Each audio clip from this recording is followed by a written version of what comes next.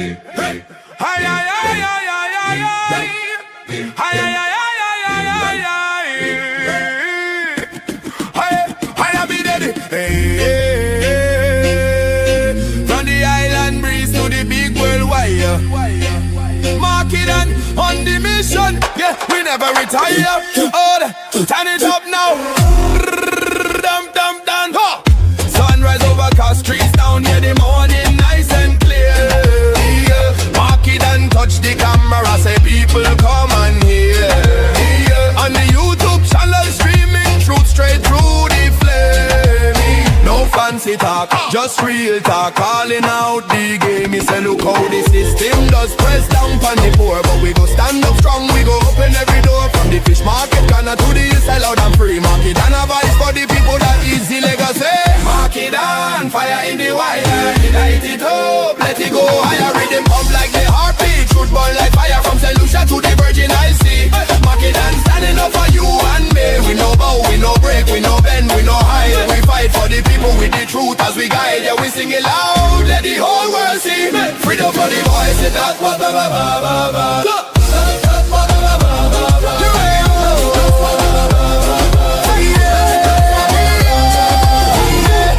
Section, people talking every day. Some agree, some disagree, but they still find a way to keep it real, keep it grounded, never sell our soul. Even when the pressure try to take full control. He said watch out, the power like to twist up the truth, but we got the people who are stronger than the proof. Every upload like a spark in digital night, lighting up the minds so the future stay bright. Mark it down, fire in the wire, light it up, let it go higher. Rhythm pump like a heartbeat, truth burn like fire. From St. Lucia to the Virgin Islands.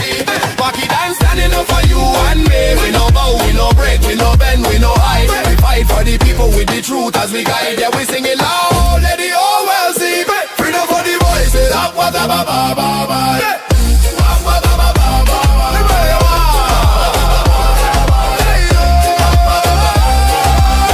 Hands up now, let the rhythm roll. Feel the bass line deep in your soul. We come together, north, south, east, west. Only unity go past the test. Mark it on, fire in the wire. Light it up, let it go higher. Right the heartbeat, truth burn like fire. Mark it on, standing up for you and me. We no bow, we no break, we no bend, we no hide. We fight for the people with the truth as we guide. One love, one voice, one destiny. Yeah, we play. Ba ba ba ba ba ba ba.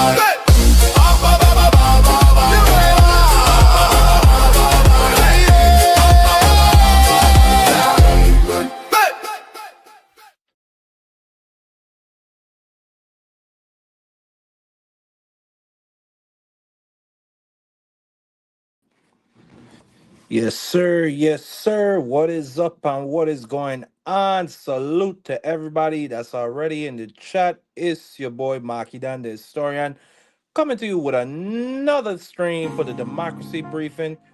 Shout out to everybody I already see in the chat. I see my brother El Yepi. I see Juan Claudio, my STN brother. And I see Rose T, Political Perspectives. Y'all go look up Rose T's channel. Give her a sub. Great political mind herself.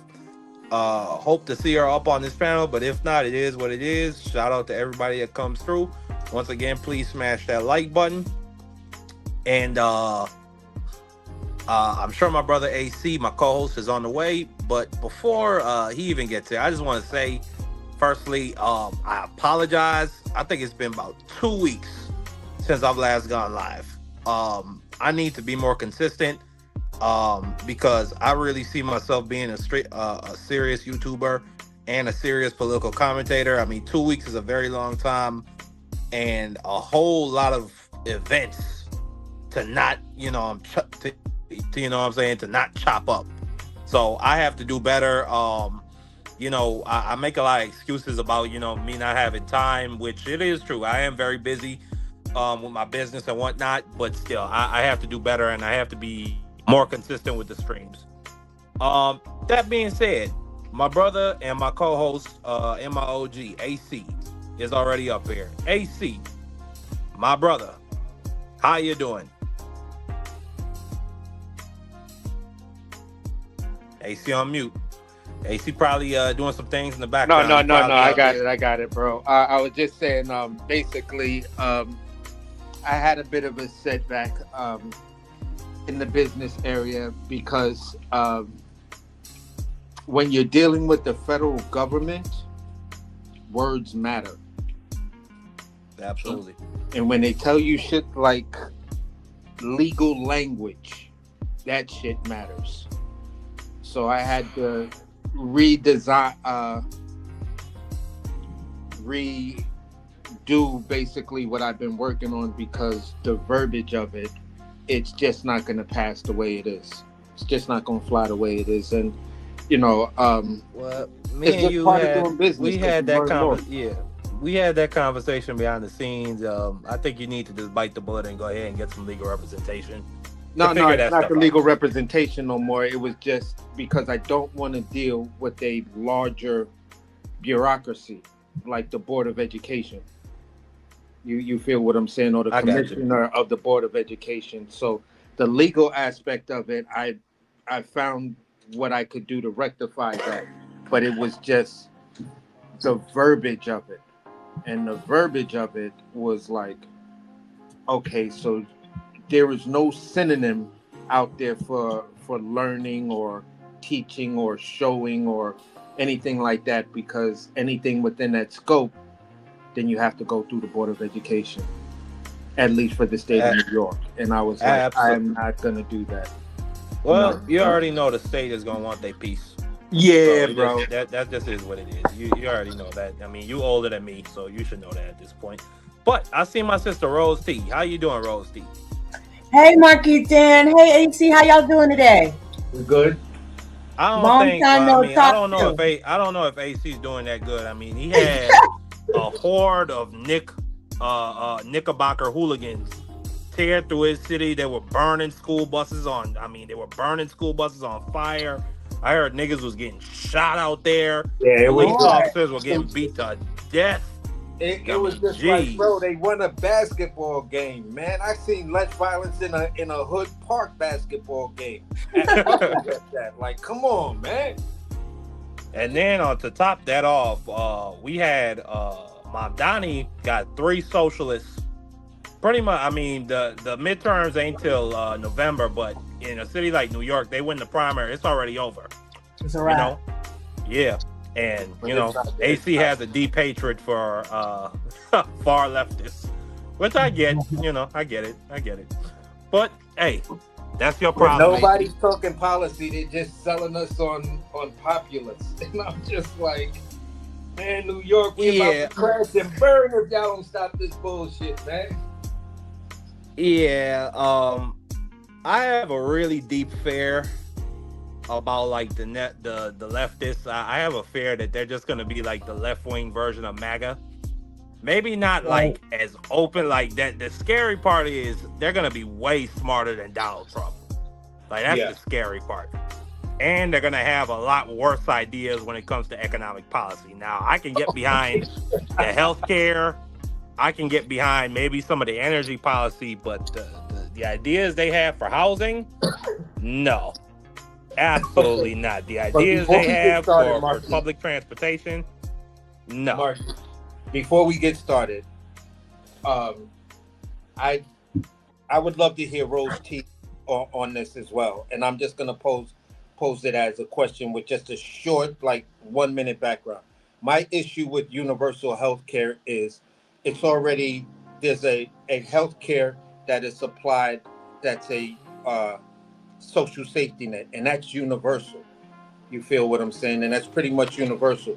The only people who cannot get it is those who haven't gotten their full immigrant status, but the emergency room covers that. The the one thing that keeps standing out to me is the elephant in the room, and I keep asking myself this question: if we're so whatever feeling the way you feel with millionaires and billionaires, how are you going to feel when millionaires and billionaires are getting free health care and they're actually paying into the system, whereas they own stocks in these same systems? So what they're getting free, now that I'm making money off this same thing. So now you put me in a perpetual loop that keeps me with money. Any thoughts, Rose D? Are Oh you yeah, are you a supporter of Medicaid for all? yeah, I definitely have thoughts on that. I absolutely do. I do think it should be Medicare for all. That's how you get buy-in. That's why they have such a hard time cutting the Social Security and Medicare because everybody has buy-in.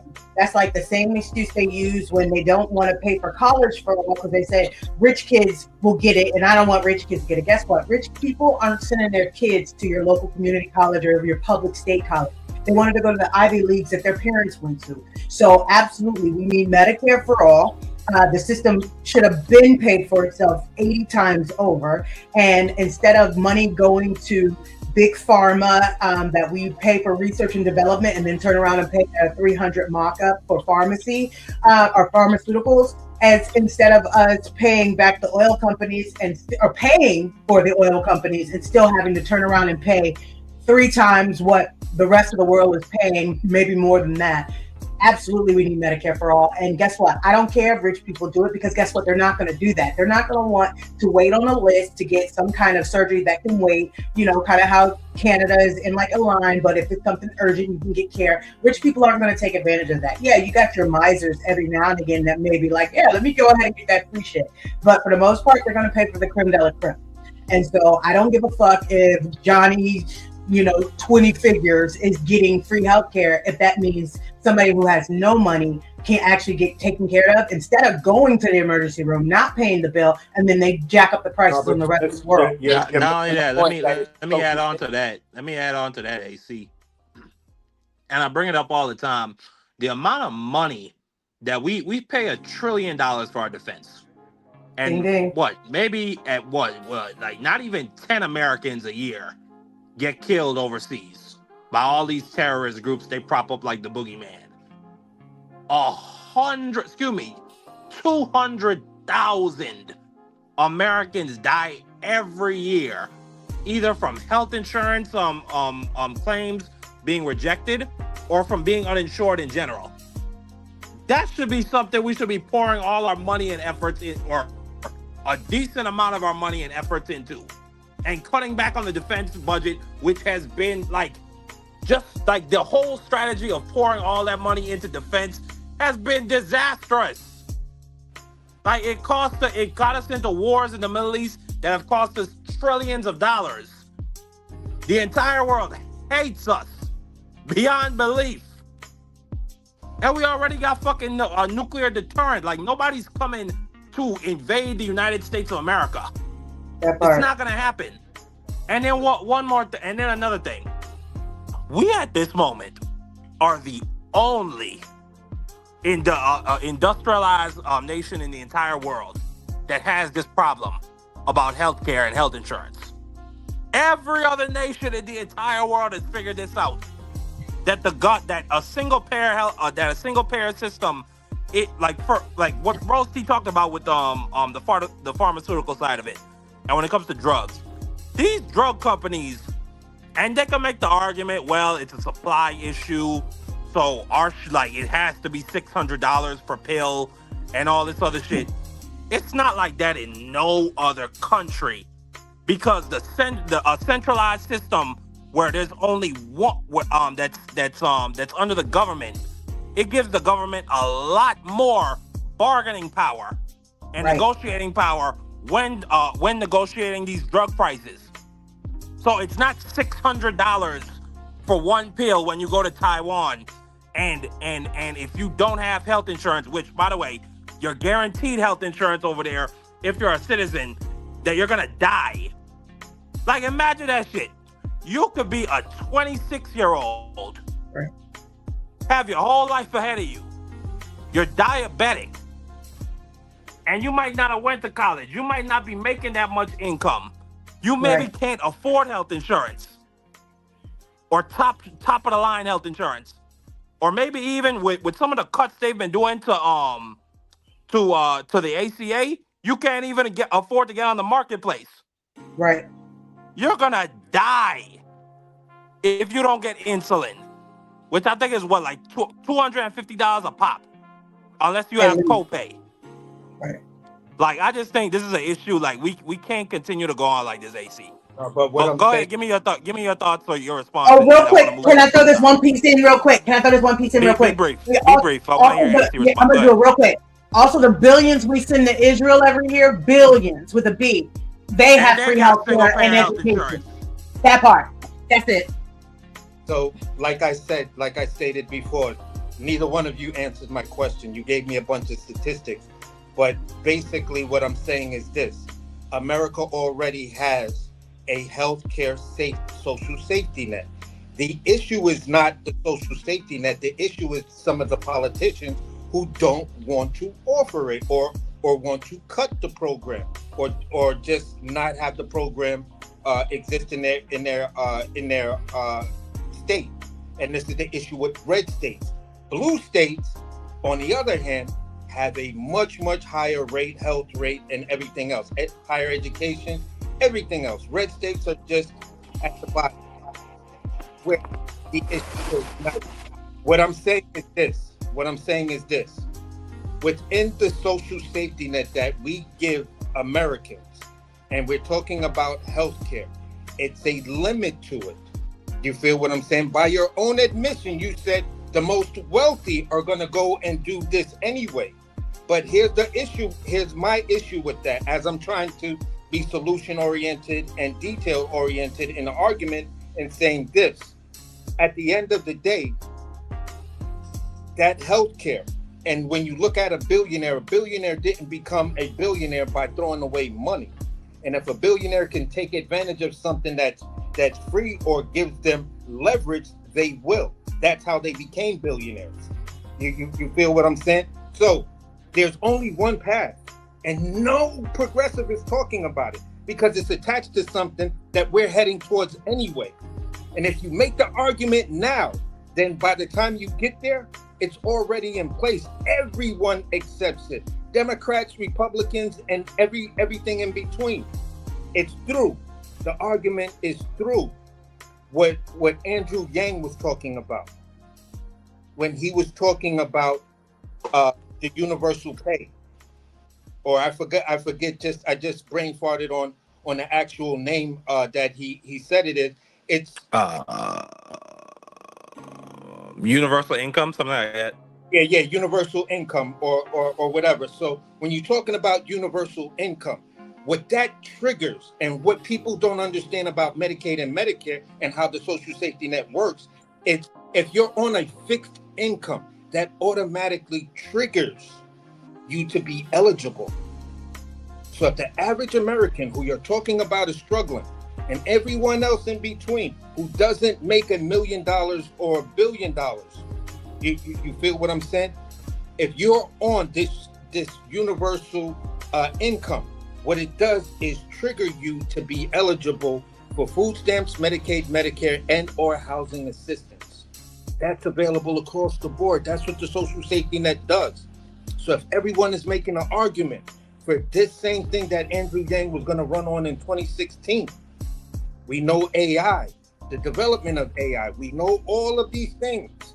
You feel what I'm saying? The price of food is actually going up now because of oil prices.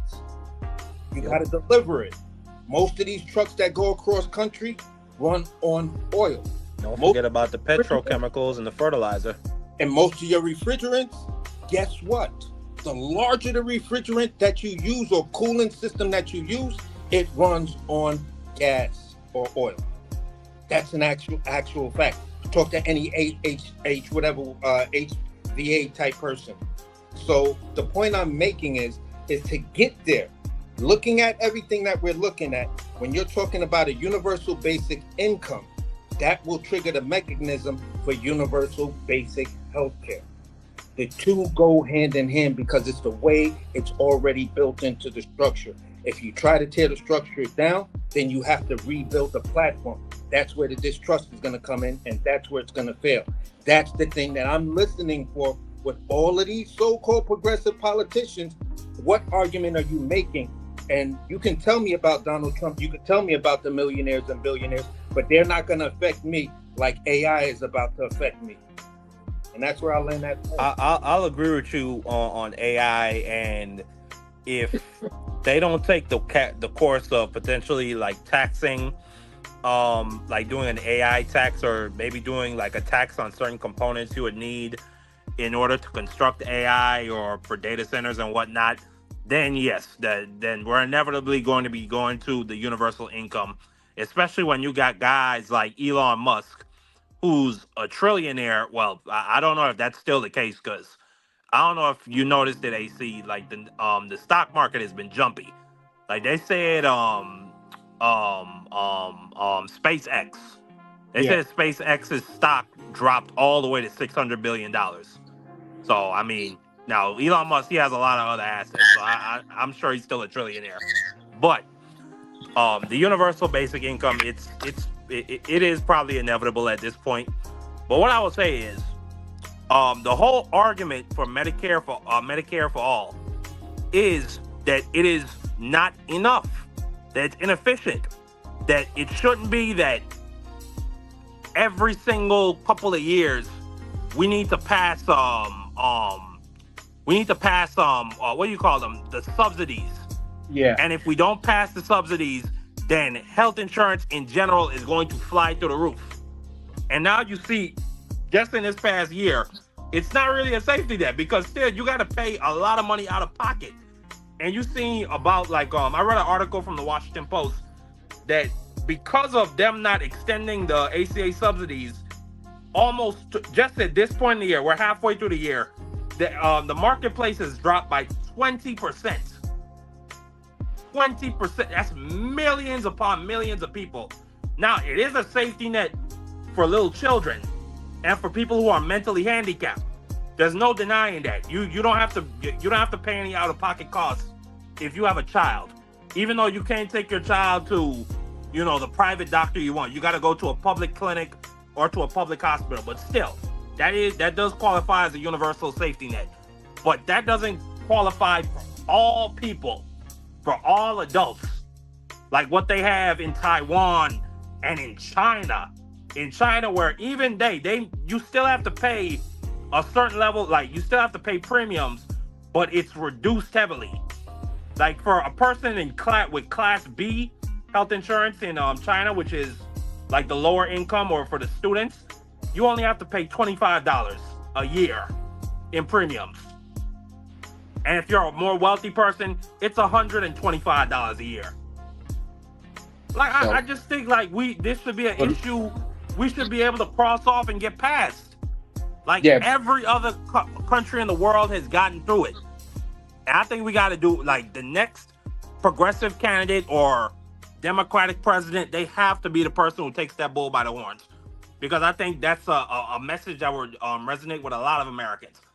Now, that was a very good discussion. I enjoyed that a lot. I thank you for asking that question, AC. But I want to get to the topics. Before we even get to the Iran war defeat, because the title of this live is, has Donald Trump admitted defeat to Iran? And you see old Ayatollah, at least, I mean, his ghost, because, he's dead, counting that cash saying, damn, Trump, I didn't ask for all of this. And Trump is saying, please, please, please, just open the strait. Don't close it. Well, before we get to that, this came up, and this was some breaking news that came up today. A bipartisan housing legislation passed in both the House and the Senate, and it passed with supermajorities in both. And from everything I've been reading and researching, this is going to be damn near revolutionary. It's like one of the most impactful housing bills to have been passed in almost 30 years. It passed the House with 358 votes. It passed the Senate with 85 votes. And essentially just a couple components. This is called the 21st Century Road to Housing Act. So firstly, top 5 things it proposed. It significantly increases housing supply by cutting red tape and streamlining, something that I've encouraged Mamdani and New York socialists to get behind instead of freezing rents.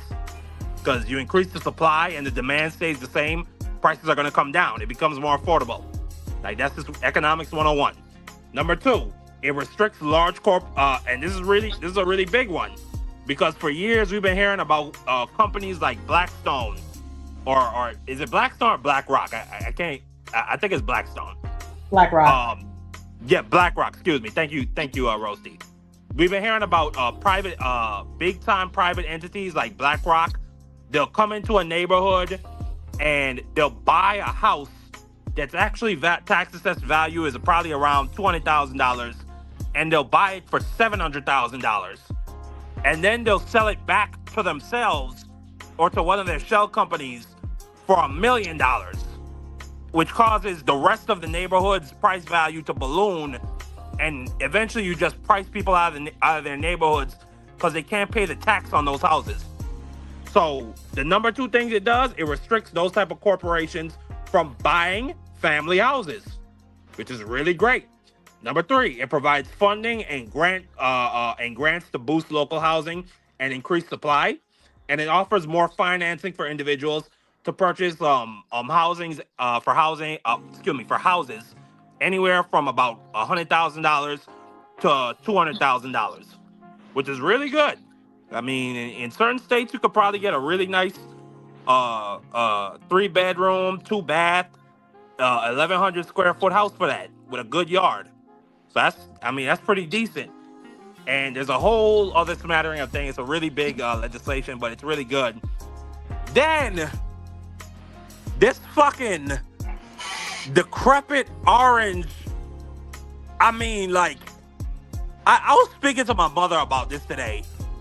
He really just does not give a flying fuck anymore. This decrepit orange piece of shit cancels a whole ceremony that we're gonna have to sign the bill. Now listen, it doesn't really matter. This bill is veto proof. It passed with super majorities in the House and the Senate, so it doesn't really matter what he's gonna do. But he says, I'm not signing this. It's affordable housing. Affordability is a hoax any goddamn way.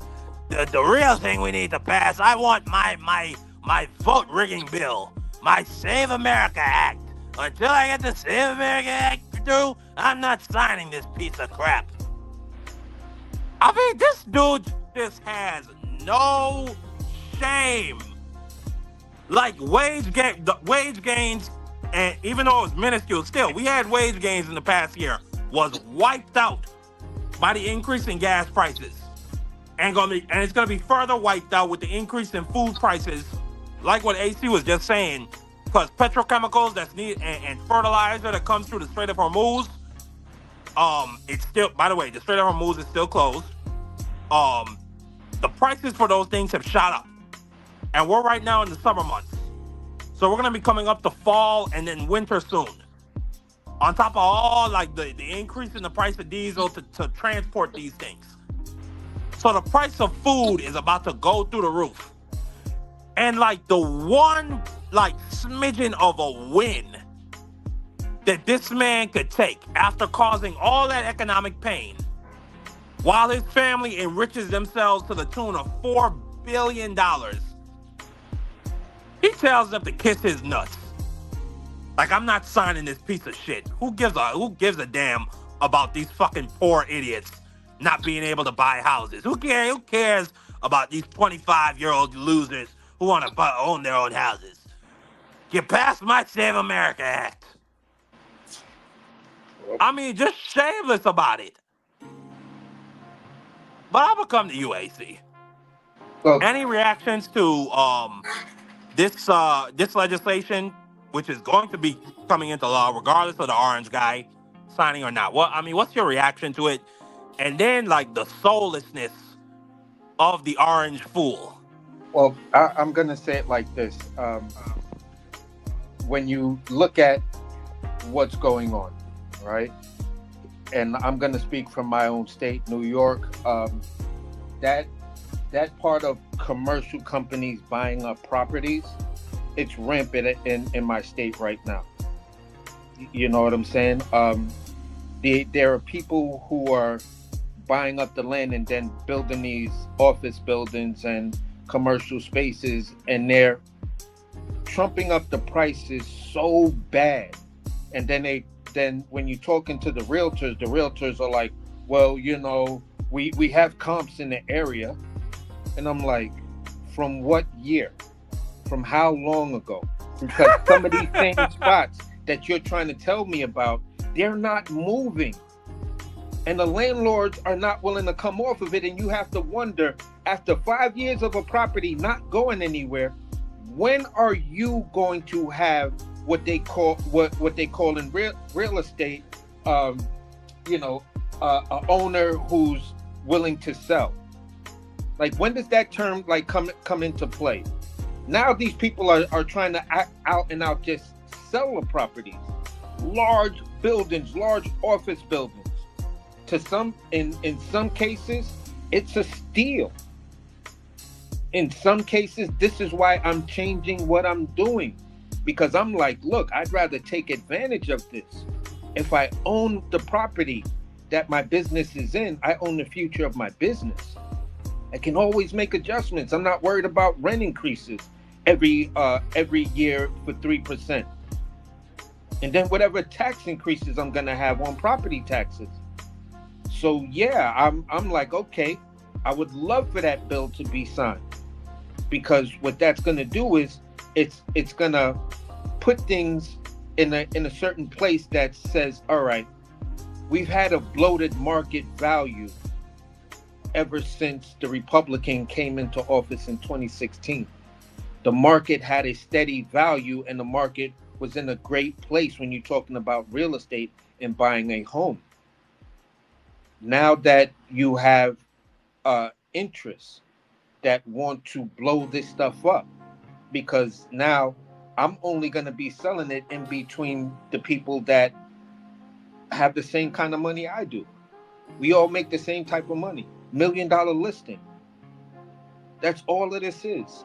And Donald Trump is not going to, he can hold this, you know, because he's actually doing some of his own wealthy constituents a favor by not signing this bill. Because once you sign this bill, then this is why I have to get people hear me talk shit about Mamdani and some of the progressives.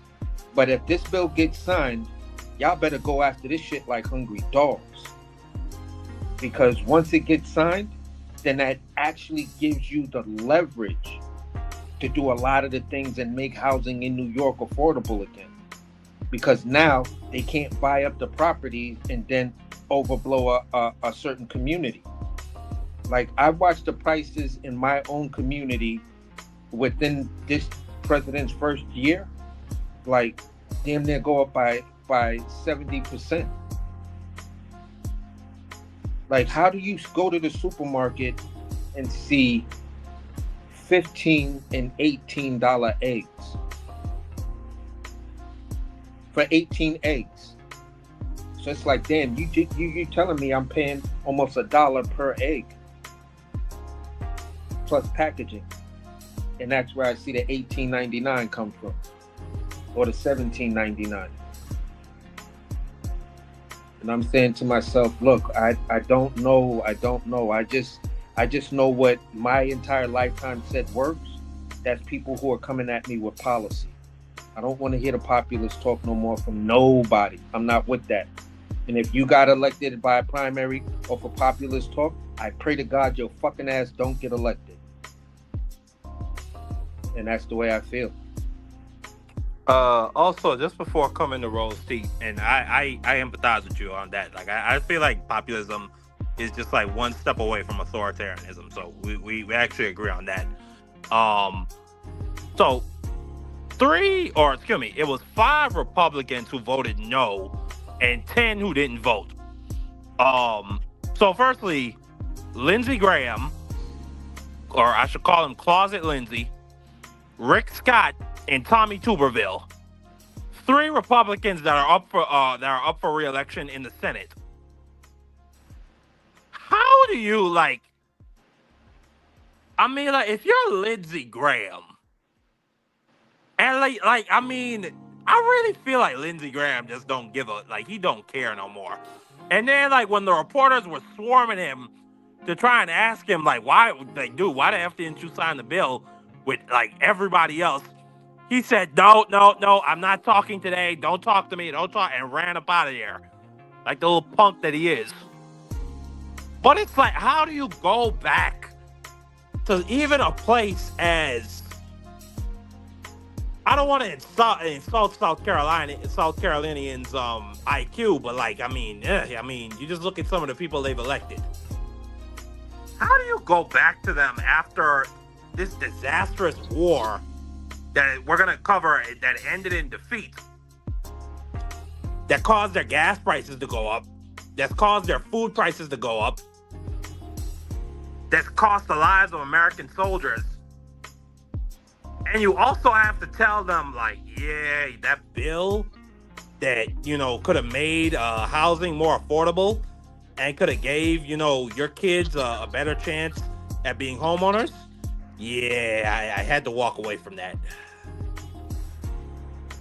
I really want to see what happens this November. Like, I really just don't believe Republican voters in red states are really just dumb. I just can't believe it. Bro, they're not. Honestly, I'm just gonna say this. I've been watching Old Boy's channel, and he was like, look, the majority of people on my channel are conservative Republicans, and he put a poll. How many are voting Democrat? How many are voting Republican? Just Republican, not MAGA, just Republican, or voting for Republicans this midterm. 93% of his audience was like, no, by no means am I voting for a Republican. The other 7% said they are. So expect a lot of sitting out of the 2026 midterm from Republicans, at least America First Republicans, because Thomas Massey, they are on the warpath for that. Absolutely. Coming to you, Rosie, what's your reaction to, speaking as, me, you, AC, we all got kids. How do you feel about the fact that, this bill is going to make it easier for your kids to be homeowners in the future, as well as all the other great things? And then, the orange guy being the orange guy, and, fudge packing Lindsay being fudge packing Lindsay. So first of all, the Republicans may be tired of it. They're tired of being slapped against the face. However, what'll happen is midterms, Democrats may take back either the House or the Senate, probably more likely the House. But then in a couple of years, they'll be right back to voting for the next Republican in line because the racism sells. So they can be sick all they want. They can be mad at the gas prices all they want. They can be mad at the prices of food all they want. Matter of fact, I don't know how regular people in the world are surviving. I'm a retired military member. I get to go to the commissary, and those prices are still pretty high, but they're nowhere near what the economy, the regular economy is paying. So in theory, this is the shit you take over a Capitol for, not because your favorite motherfucker didn't get elected because he was a piece of shit, that they turn right around and put him back in office for. So yeah, it's great. And I love it that there's a super majority, so it's veto proof. However, they're just going to fuck this back up in either the next 2 years or the next 4 years. Because the minute a Democrat, even though Democrats get put in the trick bag every fucking time that they have to be over stringent with the purse strings, because America's wasting on what? Because poor people staying poor. They get overstringent with the purse strings. They clean up some of the mess that the Republicans have made, but then somehow the Democrats get blamed again and they fall right back into that bullshit. So it doesn't matter. It's wash, rinse, repeat. And until we actually get people in office that are actually going to stop allowing this shit, that's not on the take. And it's on both sides of the aisle. Yeah, Republicans ain't shit, but there's a lot of corporate Democrats, those centrists that they love to claim that they are, that only seem to be nonpartisan when it's time to vote for war or send money to Israel. They literally are on the same fucking team. And when America Johnny Boy Fetterman. Say what? No, I said Johnny Boy Fetterman. That part. And until America wakes up, the poor ass whites in middle America, that motherfucker, don't matter that you voted a racist in office. You're still poor, you're still dying, and you still don't have shit. So until they wake the fuck up and black people stop voting blue no matter who, even though blue ain't looking out for you, because Jim Clyburn's ass should have been fucking gone, then we're going to stay in the same trick bag. So it's great, but somehow they're going to fuck this up in the next 2 years, next 4 years. Well, I'm glad you have such an optimistic mindset. But no, I Right? hear what you're saying. And the I only hear thing what I you're can saying recommend 1,000%. is anybody that can buy a house, pass that shit down generational wealth, get some trust, make sure your kids are inheriting your shit because they're going to make it harder and harder and harder for you to own anything. Absolutely, absolutely, absolutely. I agree 1,000%. Um, I really don't know where to come back from that Well, because I you made just so want to many I points. just wanted to say this in that I I feel like this.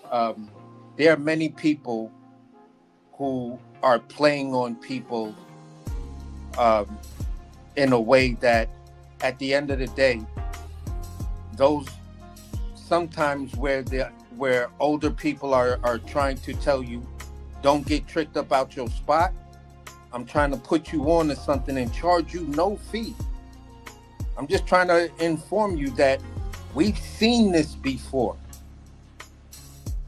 It may have had a different, color packaging, a different color bow, and things like that, but we've seen this before, and it never ends well because you have to understand certain things are certain ways for a specific reason, and when you try to keep tampering with those things, you wind up breaking the thing to a point where it doesn't work for anyone anymore because it's just too broken.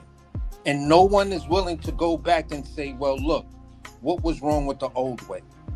Just like here I'll give you an example. MTA tokens, right? MTA fare. At first we had tokens. There was nothing wrong with tokens. So MTA said, no, people are using slugs to rip the system off. Okay, so then we moved to the Metro card. Metro card was working just fine, but there are sometimes because of the strip, and depending on how much you use the system, the strip can get worn just like every other type of credit card that has a strip. Sometimes the strip gets worn, and you're like, oh, I can't draw money, or I got to go to the bank and get a whole new card, and yada yada yada. That becomes a hassle. So MTA said, you know what? We'll try to deal with the system itself, so it's not so weary on the strip, right? Then MTA then says, oh no, even with the strip now people are stealing from us. So we want to build a whole new subway station in the richest part of Manhattan that connects the two richest parts of Manhattan. Oh, so that's the answer to the strip, to build a shuttle system that links two of the wealthiest parts of Manhattan. That's your answer. And on top of that, we're going to lobby for congested pricing or congested traffic in Midtown because it's slowing up our buses and screwing us up. So we're demanding that you toll that, and we collect that money. You see what I'm saying? There was nothing wrong with each payment system, and each payment system will have its flaw. But when you keep trying to fix it, the cost goes to somebody and you keep breaking the system. Then they wanted to do these new turnstiles. Now they have this new Omni card. And for the first time in history, if you're using your card, you don't know, and you say, no, I'm going to put in an extra $21 so I have that extra dollar. You don't know when. And if you're just using solid rides, you figure, okay, when did I spend that dollar to now that I'm going to re-up on my Omni card? Now my Omni card is telling me I got to put $22.25 because I went over, and there's a balance. And it's like, wait. If I went over, I would have went over by a whole complete fare. So now they breaking this system to whereas the ridership is down, everything is going wrong with MTA. People are actually protesting MTA because internally, and each new leader wanted to bring something in that only fucked it up more. And sometimes, and I'm looking at this political outraged, and you have every right to be outraged to a certain degree. You know what I'm saying? I keep wondering why those people who are in better financial situations have way louder voices than the actual poor. And no one is up here saying, you know, no one wants to admit that they're poor. So who are the real voices for the poor? What are these rent increases or decreases going to do to make housing for the poor? When I used to listen to politicians talk, they would talk in the manner of middle class and poor housing. Now you're just giving me broadness of housing. There's a housing crisis. For whom? Rich people can't get housing fast enough? That's the fucking problem? You need to buy up more shit, and now you're gonna come to me and tell me about the housing problem, but you're actually not doing nothing but giving me populist rhetoric about it, and then you're telling me you're taxing certain things that you couldn't have done because it exceeds the fact that what Mamdani just said he did. How did you run on that? What law was passed? And that's the part that fears me. Not for myself, but for my youngest daughter. Because she's the one who's going to inherit not my mistakes, your mistakes, and everybody else's mistakes that was mine and before me. And I meant to say it like that. So I'm just a little concerned, bro, and I have to be. I have to be. I'm not willing to just jump on any political bandwagon that's saying everything that I think I like, but you're not doing it in actual policy. Your policies don't make sense. They're not gonna get this shit done. Yeah, I said it to you just earlier. Like, populism is kind of like a stone's throw away from authoritarianism to me. The whole idea of just shouting into the vacuum of all people's hopes, but not actually giving them a plan, and that's one of the big issues of a lot of people don't really go off of policy. They go off of likability. They go off of things like charisma and is this guy, like, is he cool? Is he eloquent? Like, can I, like, do I find him funny? And are the things he's saying, like, yeah, I kind of like that. Like when Donald Trump and MAGA said shit like protecting women's sports. But then you actually look at it, like, what policies are you going to pass to protect women's sports? And then you really look at it, it's like, does women's sports even need to be protected? And the answer is no. And so now you've wasted your fucking vote for nothing. And it's like, I don't know what we can really do, because I can't sit up here and say, AC, like, education is the key. Because I feel like this, like, in this day and age, the population has access to more information than any generation preceding us. And it's not even close. So if you don't take the time to research these certain things, like when Donald Trump says the bullshit, I'm going to tariff the entire world. I'm going to put tariffs. Yeah, make them pay. Or when he said the bullshit about Mexico is going to pay for the wall. And then you don't do your research on tariffs themselves, like what tariffs actually are, that there are a price on you. There are a price that businesses have to pay, and then the businesses are going to pass it on either by cutting their labor, which could hurt you, or by upping your prices. And then he never really, like, laid out how exactly is Mexico going to pay for the wall. Like, how is that going to work? What can we do to make Mexico agree to fork over money to construct a wall for us? And then you get in there, you get these people where now we're in, because democracy is a great thing. Majority democracies is a great thing. And it's a great thing that we're not in a place like Russia, where if Donald Trump had the majority, he could literally do whatever the fuck he decided. Because in the United States of America, I mean, love it or hate it, the Constitution is a beautiful thing that restricts the majority in a lot of its powers and what it can and can't do. And I said it before, if this guy was not as so dumb, maybe he could have formed an even bigger coalition. and gotten to that point where he could pass new constitutional amendments that would grant him more power. But hey, Okay. I So hear what Rose T. I want to move on, but I no, hear I what just Rose T wanted is to saying. just give me 3 minutes because it'll make a lot of sense on what I'm But saying. let me just say this: I hear what Rose T is saying. Though Barack Obama, was he perfect? No, he wasn't perfect. I don't agree with a lot of Barack Obama's foreign policy. I don't agree with the blockade on Yemen, which caused however many thousands of people to die from famine. I don't agree with expanding the wars to Syria, to Yemen and Somalia, and keeping us in Afghanistan after he said he would pull us out, and then expanding the theater to Syria and literally funding Al Qaeda and ISIS to fight Assad and all that old other great shit. But for the most part, Barack Obama was a pretty great president. Like, was the ACA, was it perfect? No, but still, it provided a lot of Americans with health care. Was his did he do everything necessarily when it came to combating hate crimes? But no, he sure did a hell of a lot. So and then again, what she says and what you're saying about populism. You got a big fucking dummy like Trump who comes in and says all these wars are Democrats' fault.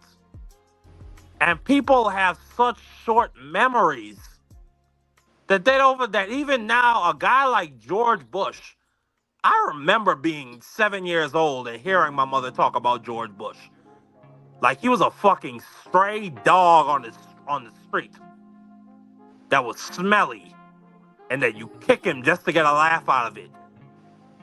Now George Bush, like people talk about him like he was a really great president. So listen, but anyway, I just wanted to say it like this. Yeah, I just wanted to say it like this. When I talk about things, and I'm looking at this generation that for some reason has a problem with millionaires and billionaires, and I say to yourself, then why don't you become a millionaire or billionaire and fix it? If you outweigh the other guy, then it's whatever. Oh, but then it's a matter of getting there. Well, if you know how to get there, then you can get there. You just got to plot your path and course. And anyone can be a billionaire. All you need to do is come up with something that everybody needs or make them believe what they need. I always had a saying, the easiest way to become a millionaire is to write a book on how to become a millionaire. Now, how many motherfuckers would buy it? At least 1 million. And you sell it for $1. There's your million. That's how easy it is if you really think about it. Number one, Jay-Z, if you listen to hip hop, was talking about, I'm not a businessman, I'm a businessman. That's making yourself an LLC as early as possible, as soon as you start going into the workspace. But the problem is that many people, and you come from generations that will just tell you, no, you get a job and you put your head down. Okay, then how do I increase my leverage in a world that's already discriminating against me? And this is why you need to talk to millionaires and billionaires, because they figured this shit out. So for me, it's like this. You become a LLC. Once you become an LLC, did you or did you not know every one of your payments can now become tax deductible? Your rent, if you rent an apartment, leasing a car, going out to dinner, washing your own clothes, everything. Jay-Z told y'all, I'm not a businessman, I'm a businessman. Who I am as a regular person, I'm a business. I collect taxes long as I reach a certain threshold. You feel what I'm saying? Then you register with Dun & Bradstreet after you get your LLC. Dun & Bradstreet is your business credit. See, they got the dummies out here thinking that their personal credit is what's going to get you there. No, your personal credit is based on a new economic ratio. And that is your debt to income ratio. They have an individual debt to global ratio. And they can match it on any one of these scales. You feel what I'm saying? To deny you a loan. And you don't even know why. You like everything was perfect. I don't know why they denied me. It was because of your debt to income ratio. And I understand this, and it's based off the banks. If the banks are telling you you have to have 75% of the capital needed, and they'll only supply you with 25%, that's that new debt to income ratio. That means you need 75% of what you annually make in free cash to actually get a loan for $40,000 or $50,000 with a solid credit score. But if your debt to income ratio isn't there and you have no assets, it's a done deal. You're finished. From there, you go to NAV. NAV will then pull all your bills together and then give you a comprehensive report on yourself on what you're doing. It's like your bank statement. Without it being a bank, it's telling you, the business, what you're doing. And if you want to take it a step even further, you could then either start a non-for-profit or a non-profit, showing people how to do this type of shit. Well, Now what I'll quickly say, because I want to move on to the Iran war topic, AC, is class income mobility in this country is not what it was when you were coming up in the 80s, where a Harvard study I saw in the Wall Street Journal, they said you had about a 50% chance of earning more than your parents when you became a professional judge, a professional adult. In the 1940s, it was at 90%. Today, that number is less than 5%. Okay, the zip code that you come from, that also has a high probability and likelihood attached to it of how much you're going to earn as an adult. Now, and on top of the fact, the price of everything has risen. I was just talking to my mother's friend, Attorney Clive Rivers in St. Thomas, and he told me the price to send your child to law school today for 4 years, or rather, what he said, how much it was for him to go to law school back in the day for a full 4 years. That's how much it costs to send his child to law school for 1 year now. So that by itself, you're going to accrue all that debt just in the pursuit of maybe getting a decent job. And then me and you have discussed it a lot. Right now, we are in a bit of a depression in terms of the job market, where you have a low fire to hire ratio. So for all those new young people that's coming out of college full of debt, where are they gonna go? And then on top of the fact, what was I just? Oh, Jesus Christ! What was I just about to say? Oh my God! Oh God! That shit just slipped my mind. But bro, you circumvent all of that once once you become a business, because you separate. Oh yes. From That's literally just what I was about to say. Thank you so much. These billionaires, like, further, we don't have a tax system to really tackle these billionaires and the banks and how they allow the billionaires to cheat and look for loopholes. Because a billionaire, if he owns stock, he can take that stock and instead of earning like direct income or a direct paycheck, he can go to the bank and take his stock and use it as collateral with the banks and then take a loan and spend the loan like it's money. Yeah. That's the beautiful part. And then the government can't tax the fucking stock while he has he has all his debt. But that's the beautiful part of it. And then he doesn't get taxed unless he sells. But what's wrong stock. with that? What is actually wrong with that? If I get to keep and save my money and spend somebody else's money to still do the same thing that I was going to do, spending my own money, and I got these smart MIT tax students and CPAs and shit like that, gonna figure this shit out no matter what. We're in a $50 trillion hole, AC. That's the problem. That's the goddamn problem. And then we're gonna have to deal with that. Me, my generation, my kids. And you laughing like a motherfucker because you ain't gonna have to. But I'm not laughing like that. Anyway, I'm laughing. I'm only laughing because at the end of the day, the blueprint I just gave you and everyone is still thinking in terms of 9 to 5. The 9 to 5 era was over when I was coming up. And this is why my generation was the dudes that made the 90s what they were, made 2000 what it was. Gordon Gekko came about in the generation that I grew up in, the age of greed. I grew up in the age of greed, the .com era. You feel what I'm saying? So when I'm telling y'all, when I'm saying this, it doesn't matter what they tell you, what these stats tell you. Living proof people that I speak to who are billionaires still coincide this same thing that I said. Listen, it's step by step. First, you got to turn yourself into the LLC. Once you turn yourself into the LLC, then you have leverage that the average person doesn't have, that's even going to a 9 to 5. I could readjust my whole entire pay scale based on that fact. I can then go to my job and say, listen, I'm no longer an employee of you. I want you to take me off your EIN and I want you to hire me now as an independent contractor. If the company does that, now I could take on several different jobs. Guess what else I can do? I can claim what I want to claim. You feel what I'm saying? How do you think tax breaks happen? I may have made 80,000, but I only claimed 20,000. Therefore, I'm eligible for certain things that other people are not eligible for, like health care. After a person figured out saying, look, this is what these bills are going to be. Are you fucking kidding me?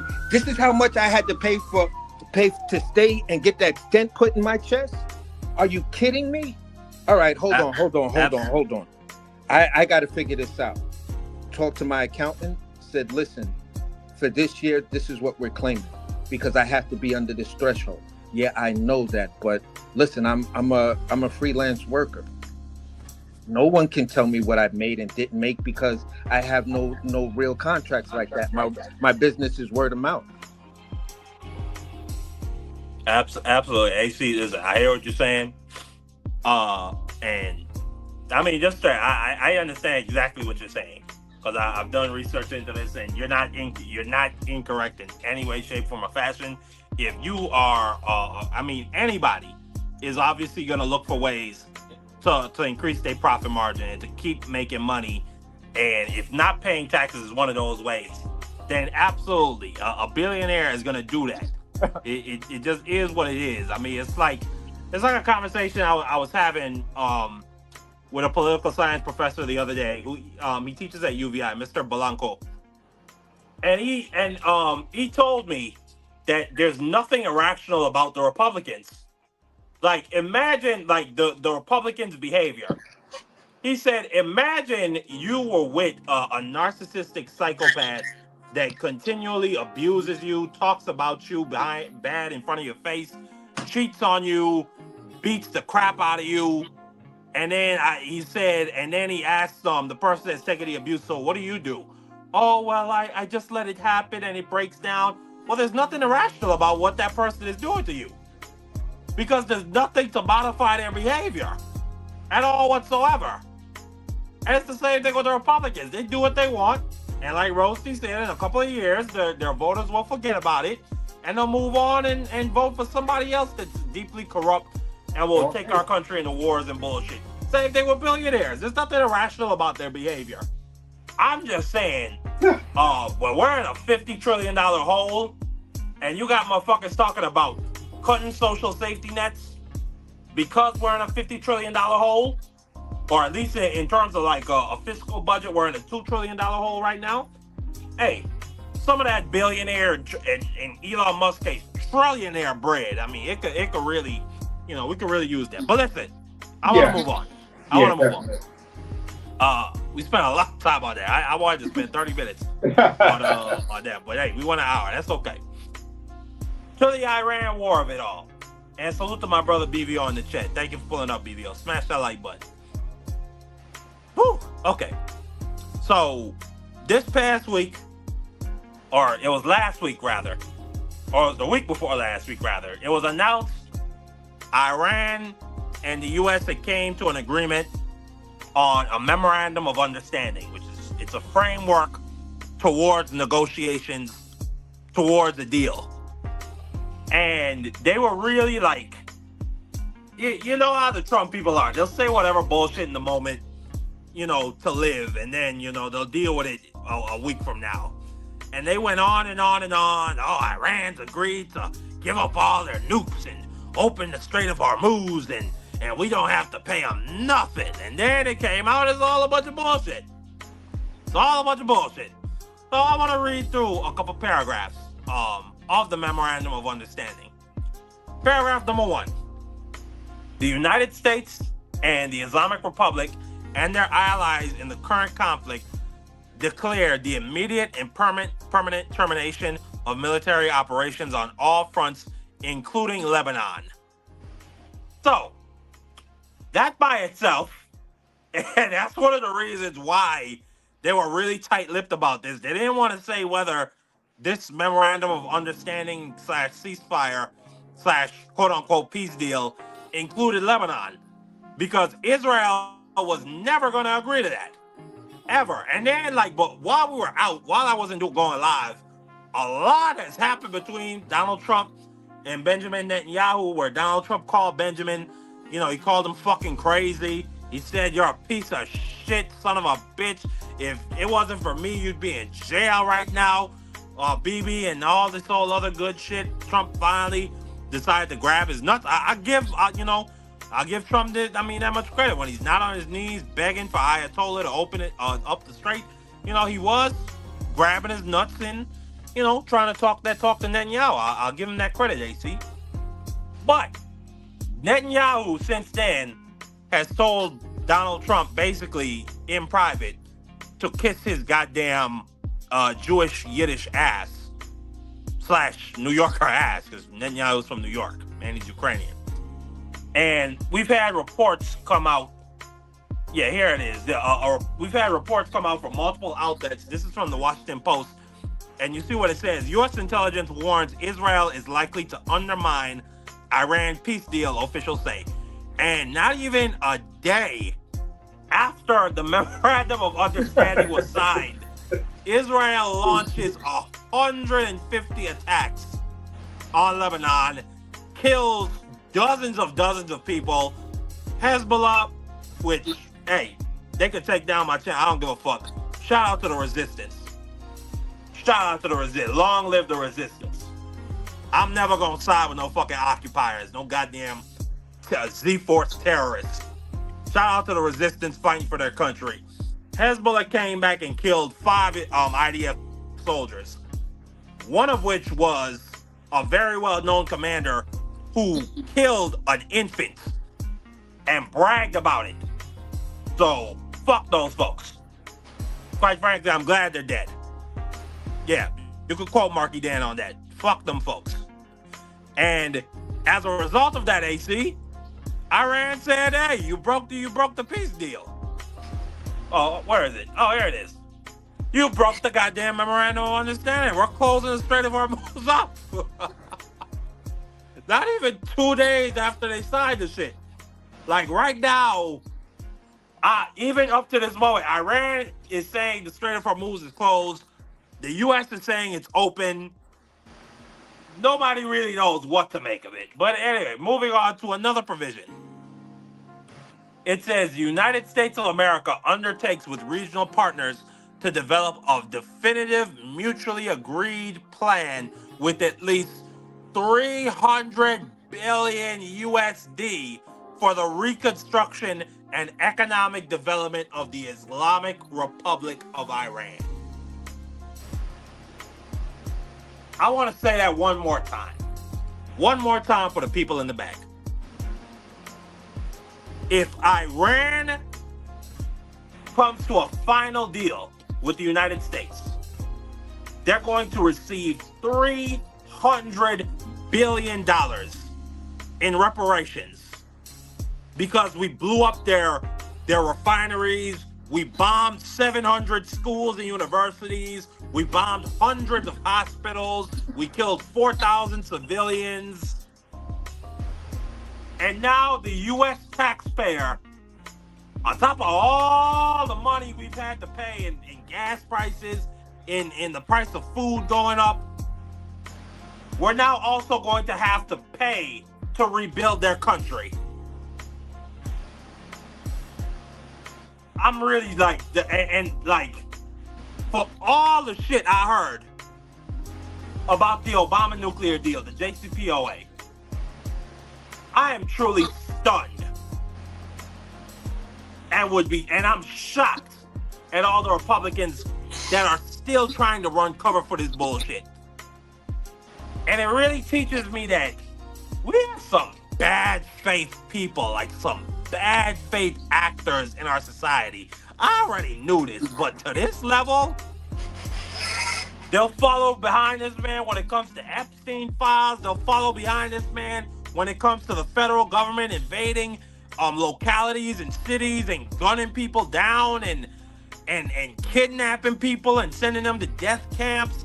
They'll follow behind this man when it comes to sending $300 billion to Iran. And this is something they're agreeing to in the hopes that Iran comes to the table and agrees to a peace deal, or excuse me, a nuclear deal. Moving on further into the MOU. Paragraph 11. The United States undertakes to make fully available for the use of frozen or restricted funds and assets of the Islamic Republic of Iran upon the implementation of the MOU. So before we even get to the final nuclear deal, they're already lifting sanctions. So right now, Iran's I said sanctions. No, restricted frozen funds.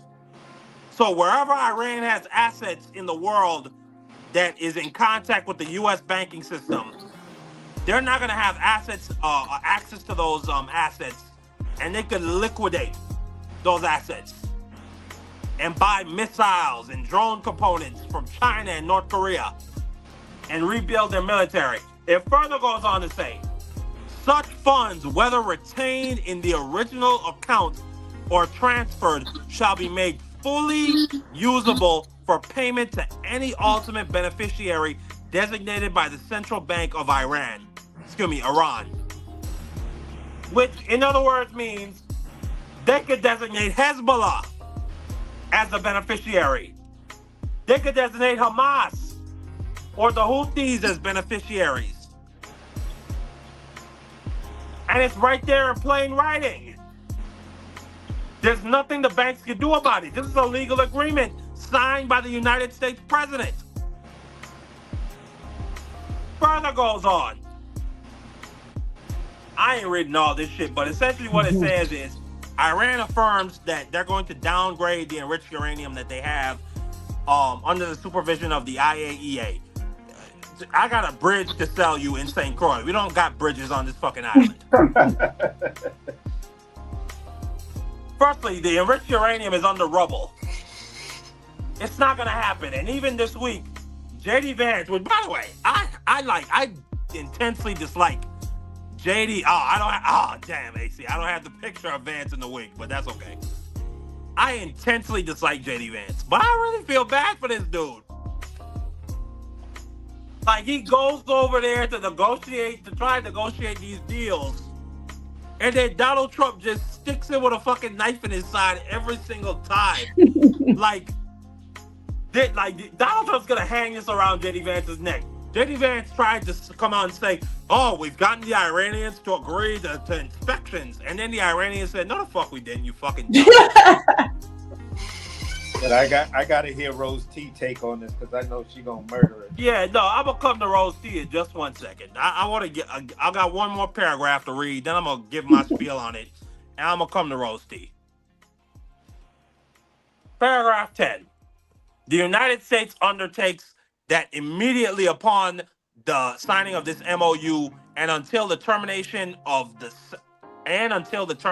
sanctions, the U.S. Department of Treasury will issue waivers for exports of Iranian crude oil, petroleum products, and derivatives, and all associated services, including banking transactions, insurance, and transportation. So Now their oil industry is unsanctioned. I read an article in the Wall Street Journal that said in the first 60 days of their oil industry being unsanctioned, they could make $8 billion. They're gonna make $60 billion annually. So let me just get my spiel on all this. This is a fucking disaster. I mean, I almost want to say it's worse than Vietnam or worse than Afghanistan, but I'm not going to go that far. I'm going to just say this is a fucking disaster. For a guy just last year was going on and on. I want a Nobel Peace Prize. I'm the no new wars president. I ain't starting any wars. I end wars. I make peace. Then when the Epstein shit is going off, he says, well, let me start some more. Let me kidnap a fucking a country's president and let me bomb Iran. Yeah, I'm making sure Iran can't get a nuke. So, let me just say, because there's a lot of people who seem to have some confusion about what victory and defeat looks like. Victory is not just blowing up a bunch of Iranian soldiers and blowing up a bunch of Iranian missile launchers. When you go into war, you have very specific strategic objectives. The blowing up shit and the seizing positions and all of that, that's called tactics. And when it comes to tactics, there's not a better army in the history of the entire world than the United States of America. But we dominated the North Vietnamese tactically. We killed over 1 million of them, if you believe those reports. But we didn't win the war because our strategic objectives was to set up South Vietnam as its own autonomous, free market capitalist government that's an ally to the United States and the West. That failed because the public lost the political will, and then we had to pull out, and then the North Vietnamese destroyed the South Vietnamese government. So that's defeat. When we went into Afghanistan, our strategic objective was to destroy the Taliban. After 20 years, $8 trillion, thousands dead, we did not. And then another deal negotiated by Donald Trump, the pullout of Afghanistan, which was another disaster that unfortunately Joe Biden had to undertake. We pull out, the Taliban comes in and destroys the Afghanistan democratic government we set up. That's defeat. When we went into this war, despite all the shifting objectives, one day it's one thing, one day it's another thing. Donald Trump on the first day said, number one, he wants to make sure Iran never has a nuclear weapon. Iran never had a nuclear weapon to begin with. So you're just pulling at nothing. Number two, he says, we want to destroy Iran's ballistic missiles. They still have 70% of their ballistic missile stockpile and their missile launchers. We want to destroy the Iranian Navy. The Iranian Navy's still blocking the Strait of Hormuz. So we haven't achieved that fucking either. And then the big old thing Donald Trump said he wouldn't do. Regime change. We killed Khomeini and replaced him with Khomeini. And now Khomeini is literally standing over Donald Trump, laughing his ass off. So in every way, shape, form, or fashion, this is defeat. Oh, and the other one, we want to destroy Iran's link to their proxies. Their proxies are going to be making bank off of paragraph 11 of this MOU. So we've achieved nothing. And then what did the American people gain? Like, we have 13 to 15 service members dead. Hundreds were issued. Our bases all across the Middle East destroyed. Our allies in the Middle East, which are their own despots, they fucking hate Donald Trump now because now they realize there's no security in having U.S. bases when you have an unstable idiot like this. And all for what? And if we take it a step back further, Why did Donald Trump pull out of the JCPOA? For what? And then it's like you have real slow people. I'm not gonna say the dude's name, but hey, I love him. He pulls up to the channel, he smashes the like button, he says just dumb shit in the chat all the time.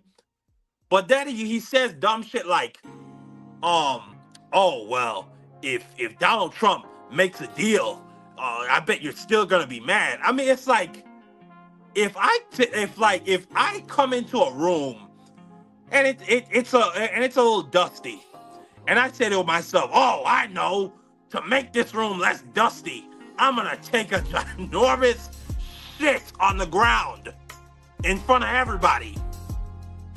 And now, not only is the room not less dusty, now the room stinks. And now I'm like, oh yeah, that wasn't such a great idea. Let me clean up my own shit.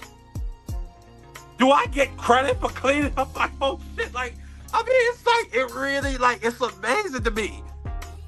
At best, what might happen out of this new nuclear deal is that we might get back to the old Obama deal, where there was a cap on enrichment.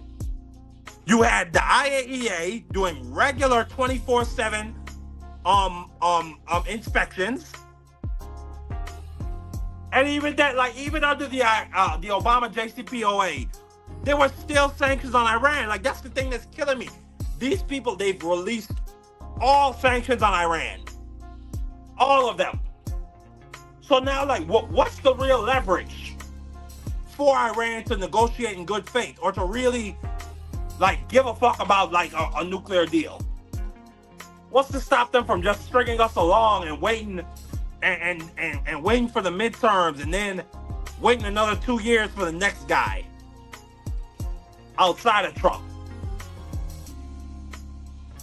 Like, I'm just truly stunned. Like, this is absolute defeat. And I don't know, like, how Republicans even try to spin this or sell this. You even have the Israel First people who are really pissed off. Like, all those Israel First Republicans who are really pissed off. Now they're even starting to turn on Trump.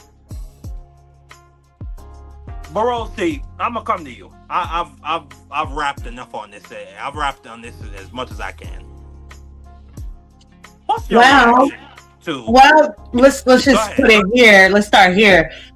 Donald Trump is the arsonist who works for the Mayberry Fire Department that puts out the fire with gasoline. So literally, he canceled the the JCMOP? What is it? JCPOA. JCPOA. He canceled that to basically reinstate it with even less leverage for us. Which, by the way, right here it says in 2017, Donald Trump's own administration affirmed that the JCPOA was working. I just want to say that. Go ahead. That part. And so canceled it only to basically reinstate it with less leverage for us. The military contractors and the war fighters over here will make billions with a capital B, maybe even trillions, to go over and rebuild Iran. This is done by design. We did it in Afghanistan. We did it in Iraq. We're now doing it in Iran. And oh, by the way, Israel is trying to upend any kind of agreement we have, because Israel wants to go to war with Iran. They want to take over that land.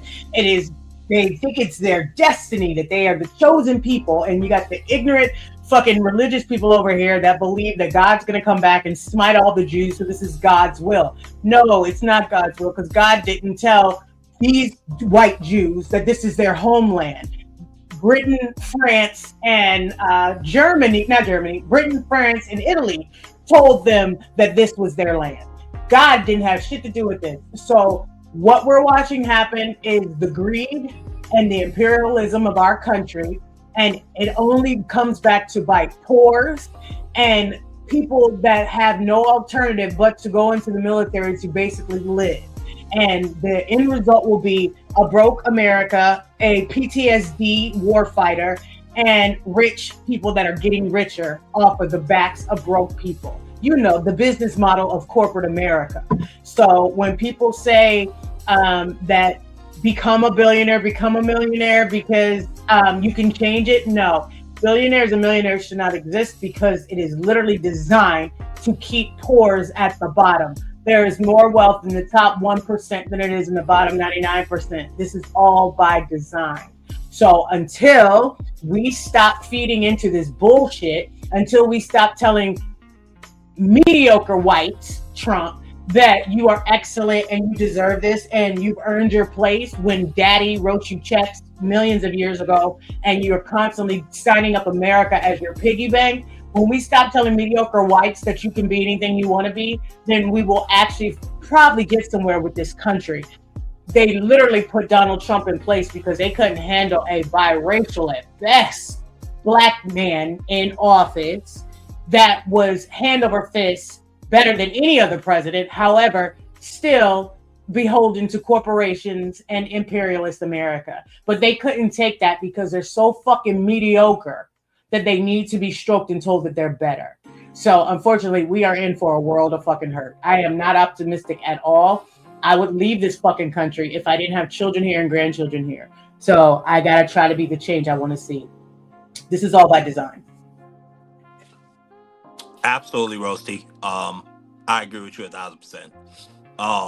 Because the people that's for sure been making the most money off of this whole conflict is the oil people. And those are the same people that made the most money off the Iraq and the Afghanistan conflict. And like you said, the military contractors. But AC, I'm gonna come to you. What's your reaction to? I mean, just like. I feel like Donald Trump, I feel like even Donald Trump couldn't predict like how bad he could fuck this up. Like he's bankrupted 6 different businesses. He's cheated on all of his wives. All of his kids hate him. I don't give a fuck what anybody says. All of his kids hate him. He's managed to fuck up just about every good thing in his life outside of winning the presidency a couple times. I don't think even he believed he could fuck this up this bad. Well, you take the mentality of a person who could bankrupt and fuck up a casino, let alone the other businesses. Like casinos are based on the house always wins. You know, so if you can manage and fuck up that, then like most of all of New Yorkers knew, and I've always questioned why some of the grown folks that I knew would watch The Apprentice and think, oh, because he did The Apprentice so well, he'll be a good president because he's not part of either party's establishment. And you just look at that like, that was your reasoning for voting for Trump? Wow, okay. But you look at what he's done. You know, we entered this war because BB has something over you. And you entered this war. You spent money, you ran on no new wars, all of that other stuff. Israel keeps dropping, Iran keeps dropping from AI Lego things to all other type things that's basically trolling Donald Trump and his administration, especially Stephen Miller. So, with that being said, you do something more irrational, and you fuck the system up more. There is no going back to the original JCPOA deal. That's gone. Iran completely understands that this country is desperate. This administration is desperate. They're going to hold leverage to say, well, listen, you're going to give us everything we want, and we're going to sign this deal sometime right before your midterm, maybe mid-October or something like that, to try to make you look good. But it's all part, as Rose T said, by design. When you look at what recently happened, I believe it was yesterday or the day before, when J.D. Vance tried to negotiate and They just walked out of the negotiations with J.D. Vance, and then the leader comes out and he makes the statement. He's like, "Look, we understand that the U.S. is desperate, but we will not negotiate under any sort of threats." Just trolled the shit out of them. Like, what the fuck did you just say? Do you not realize that we have all the chips right now? Shut the fuck up. That's what that's what Iran just told Israel and Donald Trump. Both of you dudes could shut the fuck up. You know what? In fact, I'm not even going to stay in the same room with y'all. We out. Holla at me. Have your people call my people, and I'll see if I'm available. You know, so when I look at all of it, I have to go all the way back to 1948, before any of us on this panel were born, or 1947. Israel claims its independence. The sitting president in that administration, 7 to 11 minutes after that, says, "Yeah, we back you." From 1960, you know, in my Deontay Wilder voice, to this day, we still giving them money. And you have to ask, after all of those years, I wasn't born in 60, so still older than me, still older than many people here. What did we get out of it? What are we getting out of it? What benefits does this country get from this long-term military and fiduciary commitment we've made with you? What have we got? What stability, if it's a matter of you bringing us stability and you being the armed force that we can rely on, what stability have you helped us bring to this region? And we just made a deal with you that increased from what Obama was doing with you. Then Trump ups it, Biden brings it back down, then Trump then there doubles it. Now you bring us into this war that's fucking up this country's economics just because of crude oil and other shit like that. I mean, at the end of the day, for both parties and anyone else, that tells you, okay, it's about time that we just cut this umbilical cord. We've been carrying you with military and everything else. You know, you got Russia, you got a couple other countries you can rely on right now. Fuck with them. We done with you. You know what I'm saying? Iran understands this, and I believe and I hope the next Democratic president makes that clear. That, listen, our relationship with Israel stemmed back many, many years. We still think of Israel as an ally, but as far as military support and financial support, this country just can't afford it after the last regime. And that's the Donald Trump regime. We've got to fix a lot of things internal. This is where the whole America First ideology comes into play. Whether you're a Democrat or a Republican and or progressive, we're all talking the same things, but in different bubbles. When is it time to be America First? Stop investing money into silly things. When we're investing money into Africa and AIDS research and preventing of AIDS and cancers and shit like that globally, no American's going to have a problem with that. We will always have problems, and even in my generation had problems with the U.S. sending countries guns and bullets and bombs and shit like that. Like, we don't get it. We have enough killing in this country by our own citizen and law enforcement killing innocent people, and people killing innocent people, court systems killing innocent people, medical systems killing innocent people. Let's just try to do something to stop death before we want to start handing out death in other countries. And you can't tell me giving a motherfucker a gun is for his protection, because he still has to kill somebody to protect himself. So maybe the word of diplomacy. If you're going to tell me this is your religious belief, then listen, under your religious belief, let's negotiate this. Because I don't recall reading any passage in the Bible, Torah, or anything where, it just says, okay, you don't agree, just go out and kill each other. You want land, you want mineral sources, just go out and kill each other. The fuck was the 10 Commandments for? So at the end of the day, bro, I'm just like, look, man,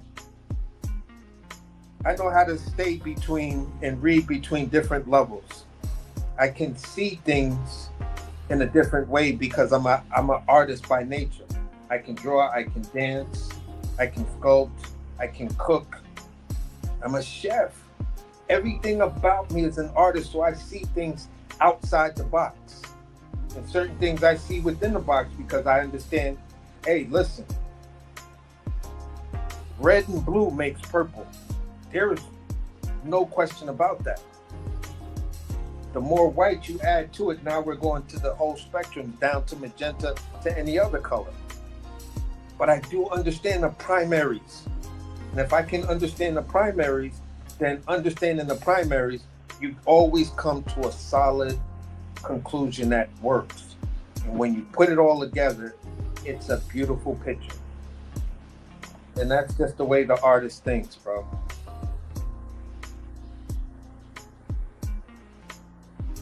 I agree with you 1,000%, AC. I've said it before. I think we need to cut back on defense spending, like 1,000%, or at least 50%. Like, I feel like we can make off defending this country on $500 billion. I think that, like, we need to stop. Firstly, like, the fighter jets, that's a thing of the past. Like, it's drones now. Like, I think fighter pilots are so cool and awesome, and like they're really badass. But those days of World War II where you needed like all these fleet carriers, like that's over with. It's drones now. It's FPV drones. It's the Reaper drones that we've been using for years to kill people. So why spend $500 million to $1 billion just building one F-16 or building one F-30? It's enough, like even that by itself. But then going back to it, I mean, why do we even really care if Iran gets a nuclear weapon?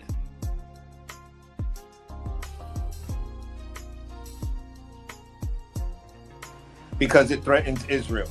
That's the only reason why we care. And that's why it's like, look, you make this shit happen.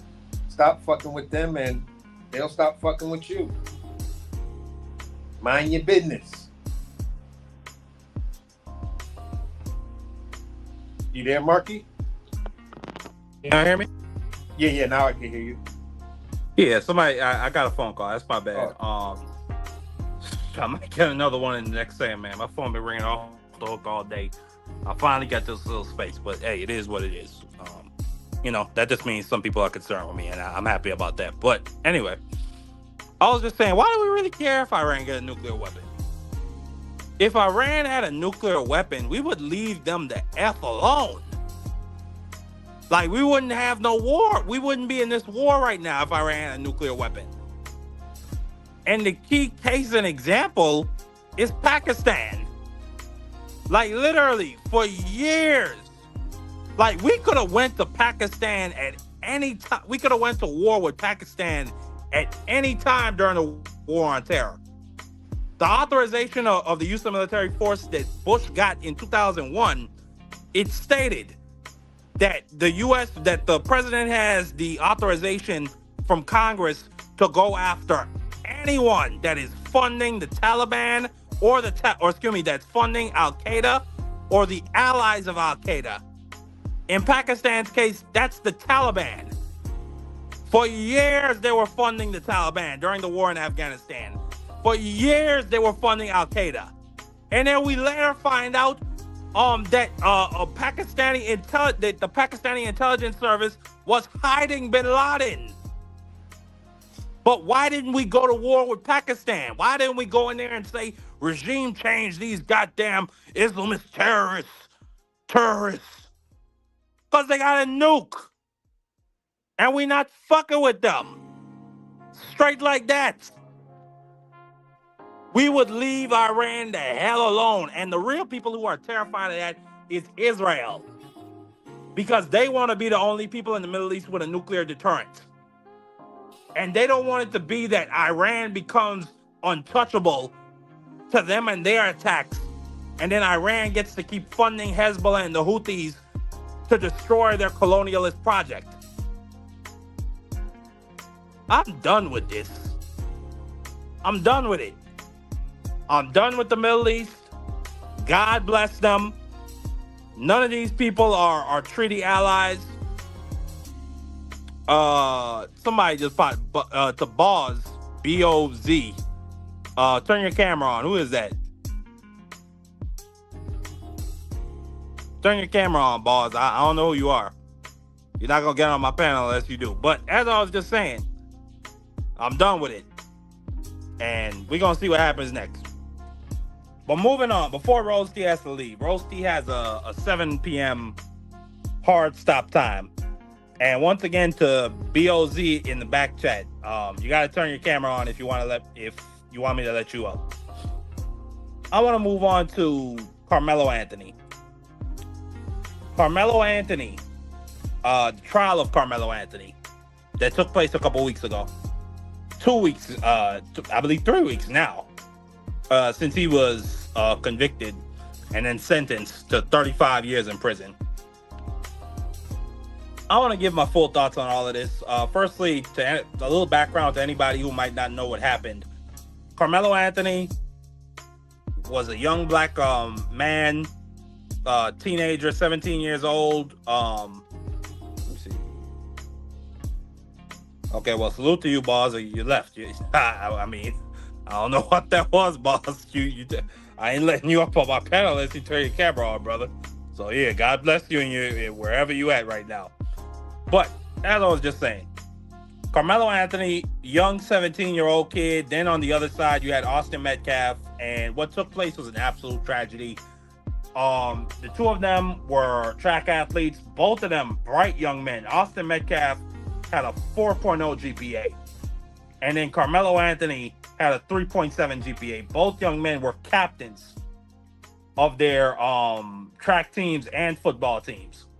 So so both young men were being offered scholarships to go to college. Bright futures.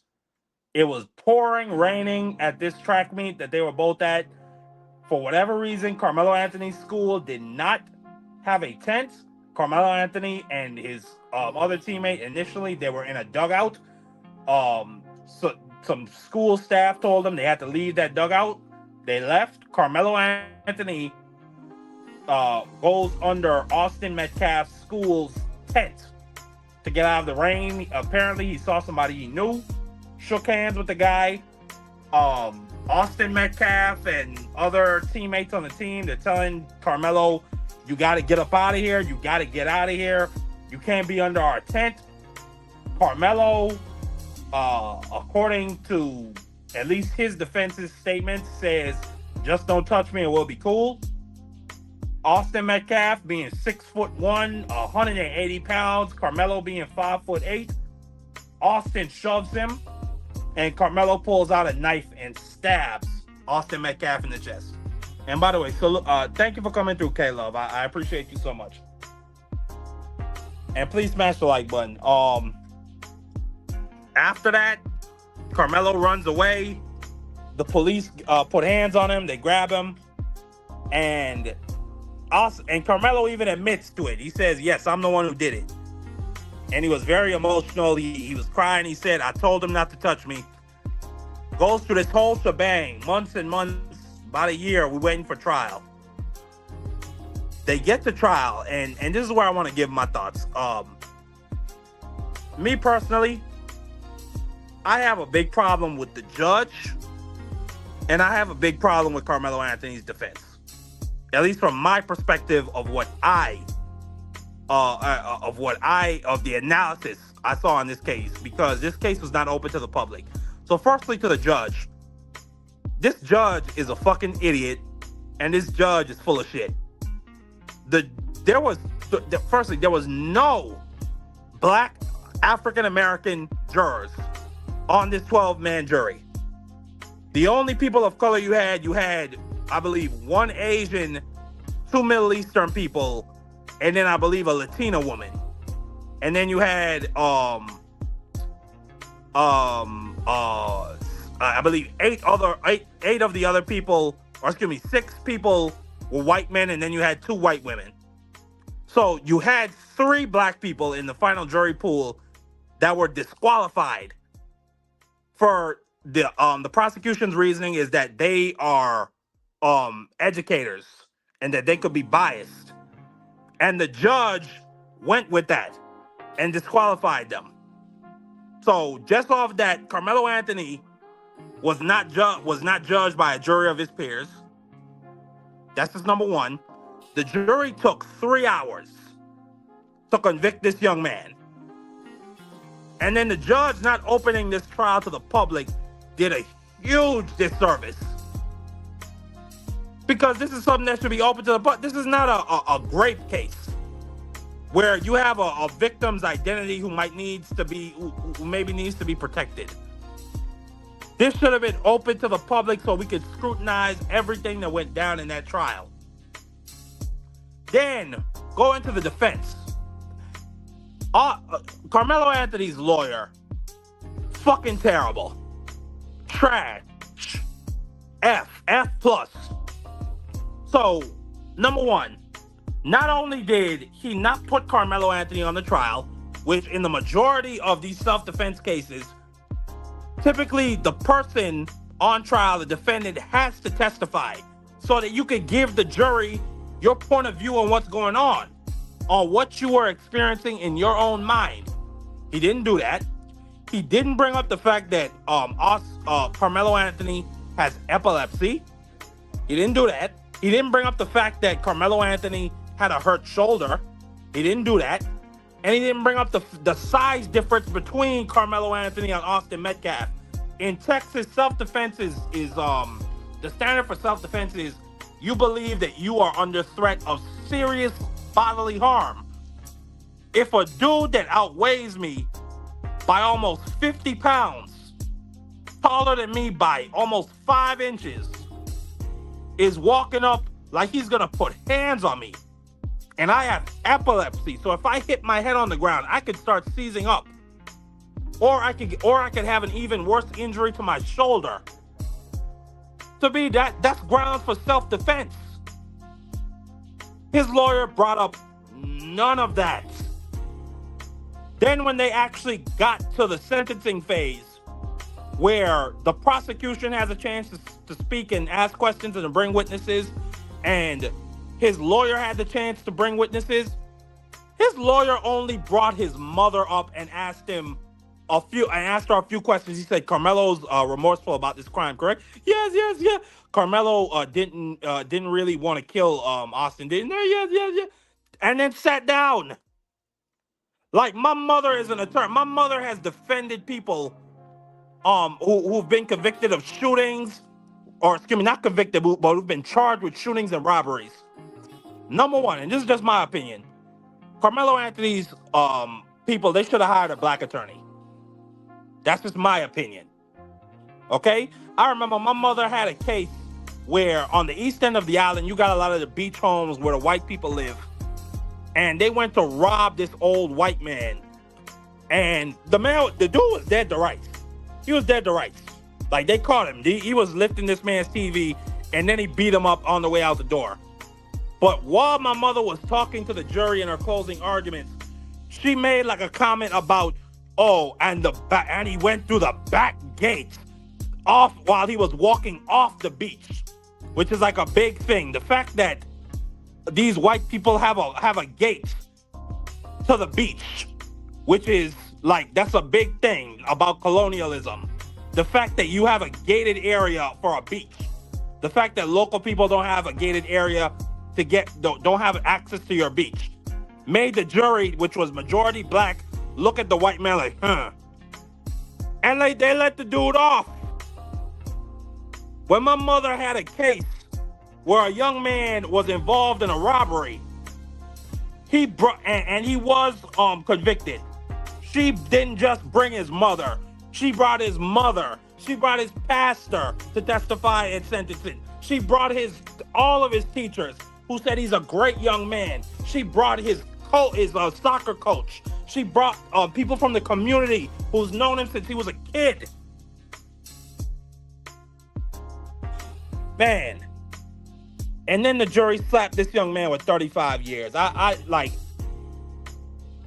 just think it's such a shame. And I want to let Rose T get in here before she has to leave. But let me just say, it's such a shame. We saw, what's his name? Daniel Penny in New York, who choked out a black hobo who didn't have a knife. Didn't touch anybody. Exactly. It was essentially the same situation as Austin Metcalf and Karmelo. Dude was walking up to him, put him in a chokehold, and killed him. George Zimmerman followed Trayvon Martin. Rick Child in South Carolina followed that young black man and shot him 4 times. In the back. Why does it seem like there's a different standard for people that look like Carmelo Anthony? And lastly, I'll just say, he's hired. I mean, an all-star appellate team is handling his appeal. So we're gonna see what happens with that. But go ahead, Rose T. Give me your thoughts. Well, hopefully, because we talked about it, Rose T. You didn't even want to watch it because you had a feeling that part was gonna happen. That part. I try to avoid what I call black trauma corn. Because it seems to be America's favorite pastime. That's what my mother calls it, by the way. Jesus Christ. It seems to be America's pastime to treat black people any old kind of way. And there's at least 2-tier justice system, but I would go so far as to say 4. 1 for the rich, 1 for the poor, 1 for blacks, 1 for whites. You may luck out if you're a wealthy black, but 9 times out of 10, it will not be in your favor. I didn't want to see this because I knew how it was going to turn out for this young man. He is the wrong complexion for the protection. Hopefully, ineffective legal counsel will be grounds for an appeal. Hopefully, the shady practices of supposedly the judge and the DA will be grounds for appeal. Hopefully, this lady can get her child home, because white people in this country decide that they can appoint themselves the authority over black bodies. And when we defend ourselves, we're guilty. When they kill us for doing nothing, we're guilty. When we are just trying to exist, we are guilty.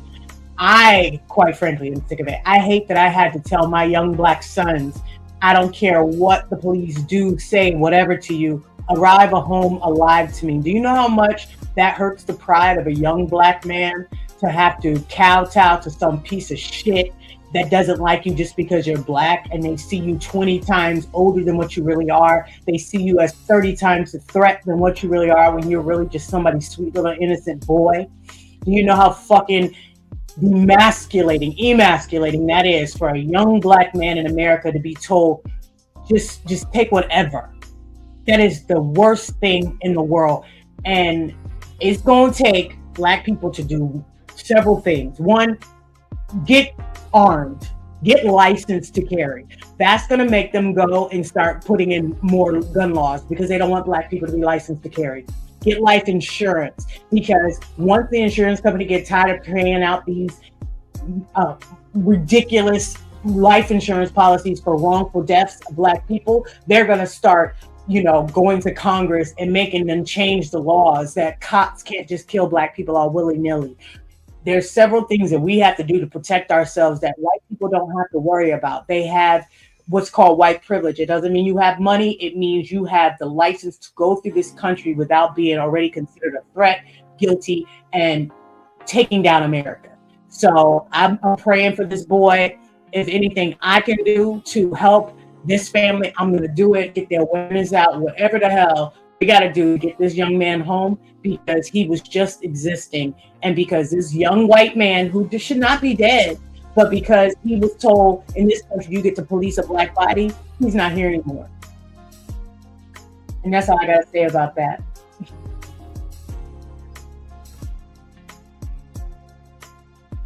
And Mark, I don't know if you're still here. Oh, my bad. I was talking on mute. Yes, yeah. You're fine, honey. I do have to drop. I will be in the chat listening. I just gotta go take care of the fam. Absolutely. Handle your priorities, like I always tell you. But I appreciate you for so much for having coming me. through, sis. Absolutely. AC, good night, honey. But before I go to you, AC, I want to play this clip. This is Austin Metcalf's father, who went on a bit of a racist rant after the Carmelo Anthony verdict was read out. You people hang your hat on the dumbest I've ever seen. Let me make one up. Y'all can let me make something racist up so y'all can go viral. I got a new name for Mello, okay? Because he was such this little boy I was trying to portray. How about Watermelon Felon? How's that one strike you? I hope he enjoyed his first night in that cell last night, because he's going to have many nights to think about what he did. And if we want to talk individuals, we can, because I couldn't speak about this in court. But I can speak freely now, because the gag order is lifted. Tiffany Billions, Wackadoo, McAdoo, whatever her last name is, I'm not going to throw insults at you, because I'm not going to lower myself to your level. But you're despicable. Drew Anthony, Kayla, you're cowards. You wouldn't even show up for your son's sentencing or victim statement impact. You abandoned your kid. You left him there. I guess he's no more use to you because you can't get any more GoFundMe money or GoSendGo money. You are grifters. You should be ashamed of yourself. You raised that child, and I swear to God, CPS for sure check on those other 3 that you still have. I've been disrespected by so many people, so many times while I've had to sit here and take it. I'm gonna tell you right now, Charleston White, you think you're funny? We'll see who's laughing. Drew Anthony, you're a coward, and you raised one. Kayla, you drunk. What'd you do to that boy to make him stab somebody? My God, what kind of mother are you? Hey, Kevin Hayes, you fired. Day after it happened. How many lies did you sit and type up on your keyboard, you big keyboard warrior? You a big tough man. You still live in Baton Rouge? Remember you said you'd come to Frisco, buddy? You're supposed to find me. I told you we could sit down and talk. Some people call me racist. So, am I racist? Yeah, I'm racist against... I don't like them. I could care less about the color of your skin. We all bleed the same. The race card, black fatigue, it's real. I'm sorry. You have embarrassed your own culture and race. Don't get me wrong. We got white people that embarrass the shit out of me too. But you guys, you got a patent on that shit. And the only people that's going to change it are you. Don't blame the white person because we can't change it. But you're going to blame the white person for everything else. We're the bad ones. We're the one that held you down. Guess what? You can do everything in America that I can do. Tell me one thing you can't do that I can't do. We all have equal rights. What's it say? All men are created equal. Well, firstly, one thing that we obviously can't do, we can't put hands on white people or defend ourselves against white people without being convicted of murder. That seems to be one thing, but let me firstly say, before you go, AC, and get your thoughts on the whole situation, I don't have that much animosity or hatred towards Jeff Metcalf. I really don't, because if it was my son, because like you got grown kids, AC, you've raised kids to 18 years and plus. I can't imagine raising my son to be 18 years old, investing all that time and love and money and discipline into a person, and then he gets knifed down. So I wouldn't have no problem if he had an intense amount of hatred towards Carmelo Anthony or Carmelo Anthony's family, who was raising GoFundMe money and wasn't using the money for their son's defense. I wouldn't have no problem with that. But stuff like Watermelon Felon, there was another part that wasn't in there, but he said, oh, Carmelo's the first person in his family to be a felon. Oh, congratulations. And then he said he spoke about how systematic racism isn't a thing. I mean, I'm not even gonna touch on that. Like, we could go for an hour talking about all the ways how black people make up almost 30 to 40% of the convictions in this country, but at the same time, we make up almost 90% of the acquittals, despite being less than 15% of the population. I could talk about black women in healthcare when it comes to our women's maternity fatality rate being almost 3 times higher than white women, despite being less than 10% of the population. I can go into all of that. I'm not going to do that. But I don't think that grief causes racism to come out of nowhere. And I wonder if that's the type of stuff that Austin Metcalf was being educated on before he went down there and put hands on Carmelo Anthony and got his life taken. But let me come to you, AC. What's your thoughts overall on this situation? I'm gonna Mr. Metcalf. I'm gonna start here. We wouldn't have civil rights, equal rights, the NAACP, the ACLU, if white motherfuckers in this country just accepted all people being created equal. If that was really the fact, then I would be like, bro, you are in 100% agreement. But as long as I know we have these certain laws and organizations that fight for civil rights and things like that, you can't talk shit to me. I would just tell you, listen, my friend, with all due respect, I'm just gonna ask you to shut the fuck up with all of that around me, because you don't know what you're talking about, and the way you're presenting it, that perception is reality. I would perceive that you're being extremely racist right now. So I'm gonna give you the benefit of the doubt to leave that argument alone, keep it pushing, and talk about something else that might be in your better health interest. That's it. If he don't get it after that, he gonna end up just like the guy he's trying to talk crap about. You'll be just another white guy who was stabbed to fucking death in front, and I'll be the dude who did it to you. I don't have problems with that. I grew up in certain parts of Long Island to where I'm just walking to the swimming pool to meet the rest of my family. You know what I'm saying? Because I was at camp earlier or whatever, and I'm finding out that everybody left me a note, yo, we all at the swimming pool, blah, blah, blah, meet us there. So I'm walking to the swimming pool and I get called the N-word. So I leave it alone the first time. As I keep walking, now you're following me, calling me the N-word. Okay, that's enough. I guess y'all didn't realize that I'm not a guy who was born in Long Island. I was born in Brownsville, East New York, Brooklyn. And I'm about to put hands on you stupid ass hedging having white boys. I did that. You know what these cowards do? Cry, run away, go home. Nassau County Police come at me trying to talk to me about this and telling me you're gonna arrest me. My aunt got up there, told them, listen, I got a lawyer, I'll put him on the phone right now. This is a racial incident. Way back then, in the 80s. Sometimes, man, you don't run. You don't run. You stand up there and you fight. You fight for your integrity. You fight for who you are as a man. I get it to where as a mother feels completely different because she held that baby. She nurtured that baby. It's a different argument from a father's perspective than a mother's perspective when it comes down to dealing with police. Moms only give a shit about, look, I just want my baby home. Dad is like, look, man, if it gets too thick, do what, I get it. You got to bend the knee. But bending the knee don't make the war be over. They just won that simple battle. When you get here, you tell me about it. We put in an investigation, but I just want you to get home. In other situations, you goddamn right, man. You beat the shit out that boy.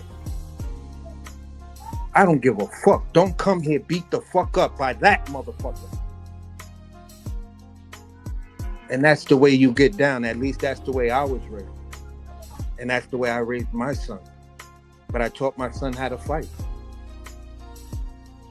Taught him how to, I put him in Brazilian Jiu-Jitsu with my homie. He trained with me with boxing. Then I brought him to the gym. Then he trained with the guy who trained me. He ain't had a fight since. Don't nobody talk crazy to him because they know what he'll do to him. So at the end of the day, I look at the situation as this. This young man's family has so many outs.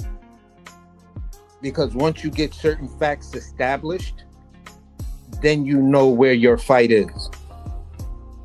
So if this happened on school grounds, it's not the person how the fight ended, it's how the fight began. You instigated the fight, you started this fight, okay, cool. Now I know the school's involved. You know who else is involved? The county. You know who else is involved? The municipality or state or whatever, however else it elevates. Yeah, now I'm gonna counter sue you dudes because you didn't protect my son. My son is sitting in a jail cell because he was protecting himself. Mr. Lawyer over there, I'm about to get you disbarred. Because if my son has epilepsy, that's a medical condition. That some people with epilepsy have to have helmets and other kind of protective gear, mouthpieces, and all other kind of shit that they have to have with them. And if that's the case with my son, the coaches and everyone who's involved may know this about my son, especially if he plays for a team or some sort of activity or something like that. I would gather somebody knows it to school. Somebody. So that was the failure. And you let someone who's much bigger than my son attack him. Thank God my son had a knife and protected himself because he might not be here. And then the system is just going to let him get away or at best give him a slap on the wrist. He got what was coming to him. I have no sympathy for this man's family. I'm not going to be the one who say, well, if I woke up and imagine somebody did to my son. Well, if my son was about to beat up a kid with epilepsy, I may be like, boy, what the fuck, man? Oh, kind of idiot that I fucking raised here. So at the end of the day, once you find that out, it's a different ball game. And because the courts and no one wants to harp on just that one detail, that boy coming home.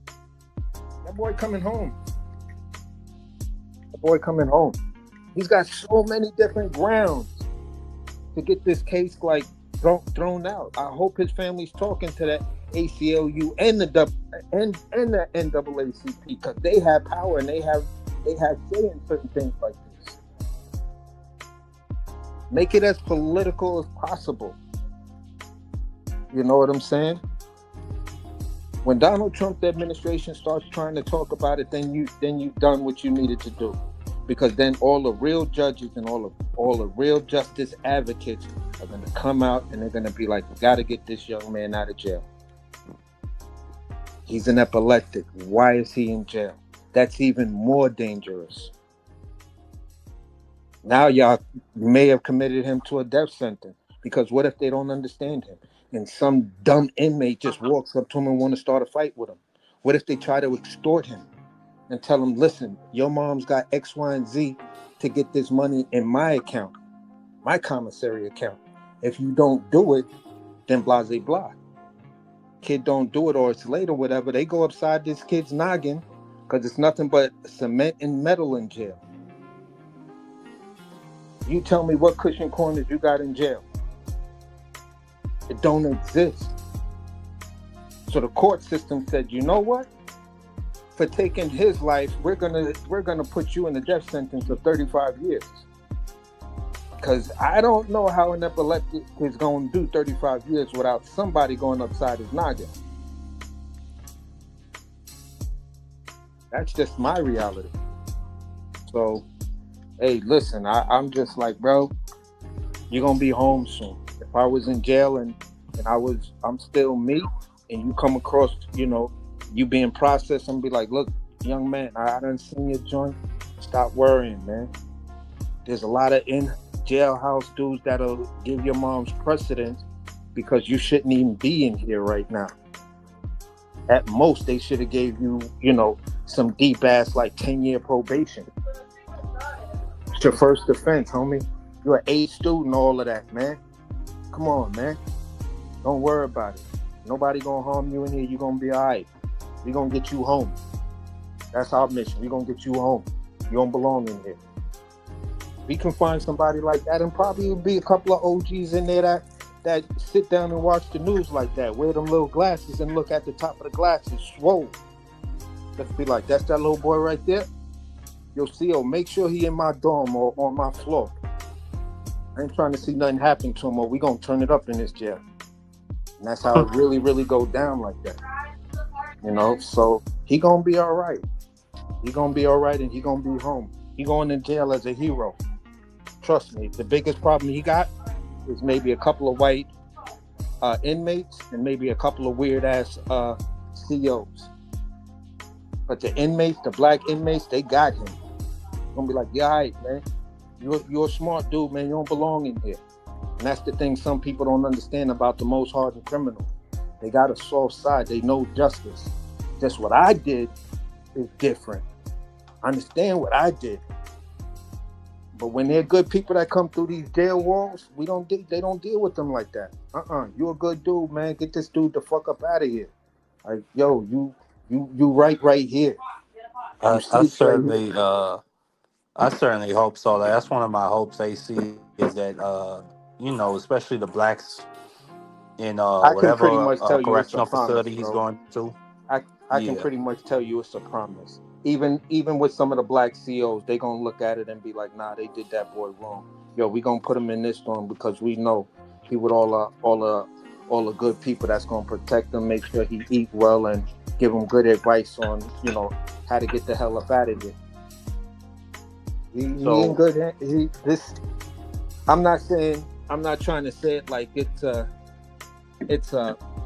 positive thing, but in that type of tragedy, you gotta look for the silver linings, and the silver linings are, it's unfortunate that you're convicted, but what's about to happen, you're gonna be straight. You're gonna be straight because there's way too much corruption in that case. Way too much corruption in that case. Like I told you before, they finally got even with OJ, and that's pretty much what that's about. Because when you really look at it, it's like, but I feel like 1,000 times over they already got even with OJ. I mean, you look at the Central Park 5, which I saw the Netflix docuseries on that the other day. That was just unbelievably sad what happened to those young men. And then the prosecutor still tried to fight to keep them in prison even after the actual rapist admitted to it. Yes, and they had DNA. Yeah. And the bitch wrote a book about convicting those young men. Yeah. And the crazy thing is, lady, you knew those dudes didn't rape you. You knew they didn't do that to you. But you stood up there and you told them, yeah, these are the guys who did it. You knew that wasn't the person who did that to you. And that's why I talk about sometimes, man, listen, I get it, but hey, sometimes you just got to look at the whole big picture, But I get what you're saying, oh my God. I definitely get it. But hopefully, hopefully he'll be all right. He'll be home. One silver lining to come out of this though, AC. Chud the boy. Jake Lang, Mr. O Mossad agent, Mr. Agent of Chaos. He is being arrested and is facing 10 to 20 years in prison for making terroristic threats towards Carmelo Anthony. And right now he's being held on $1 million bond in Frisco, Texas. Wow. And he tried to jump on a plane to get up out of there, and they caught him as the plane was about to take off.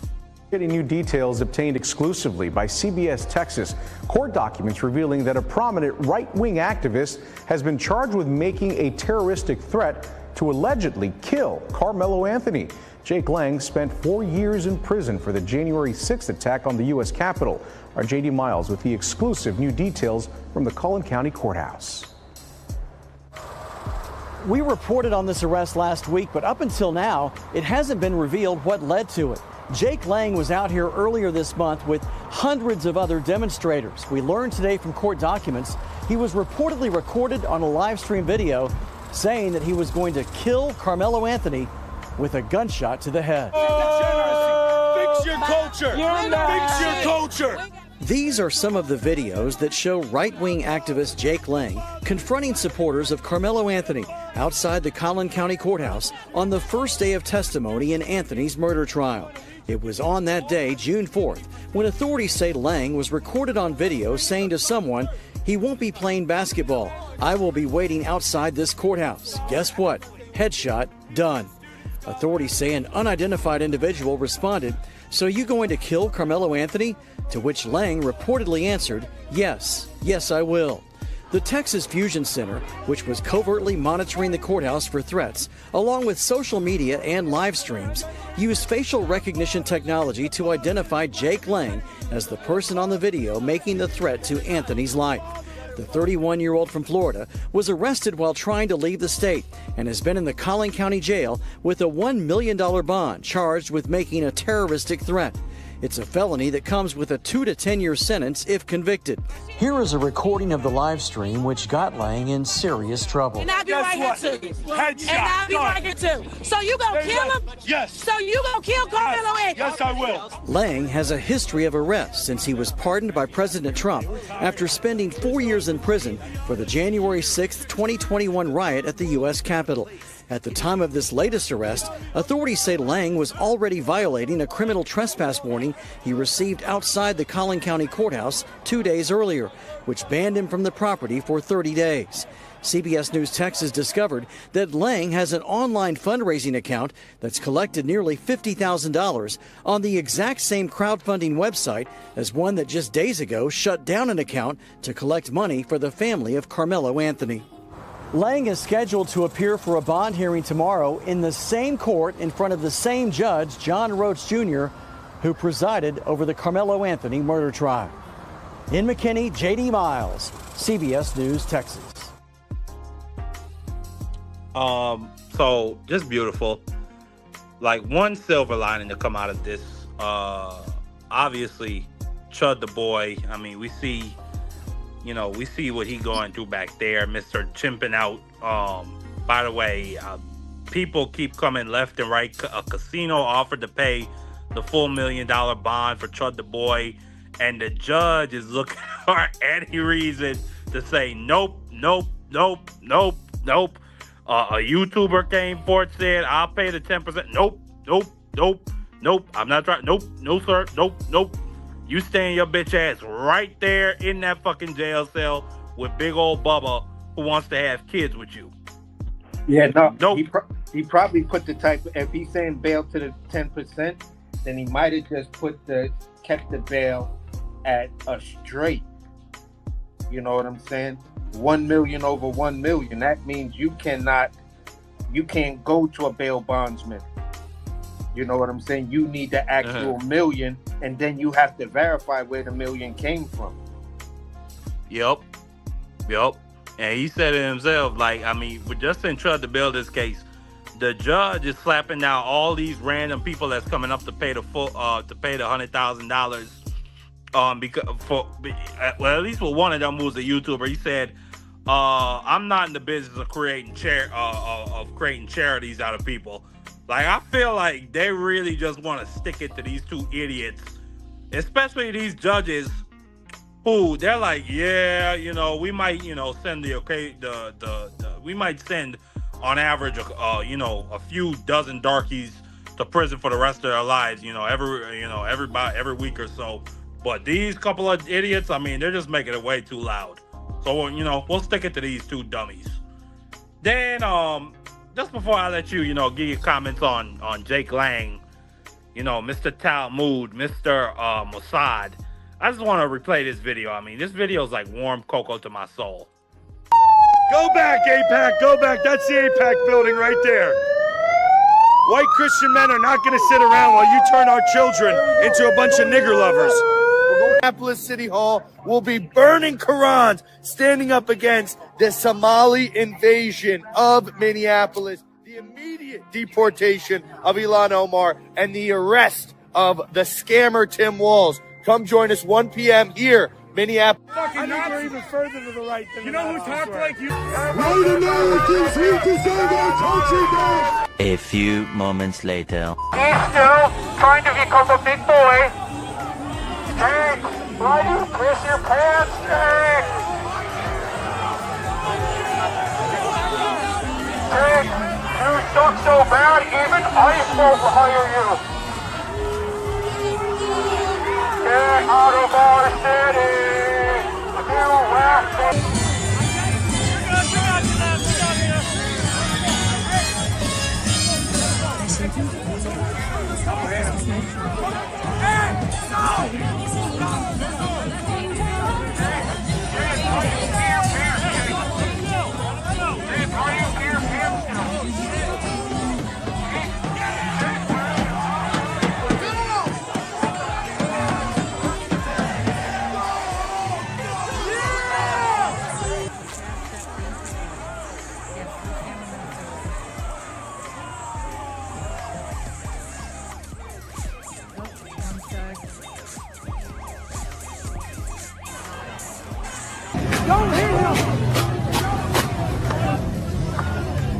Hoop to the side of that bitch ass bag.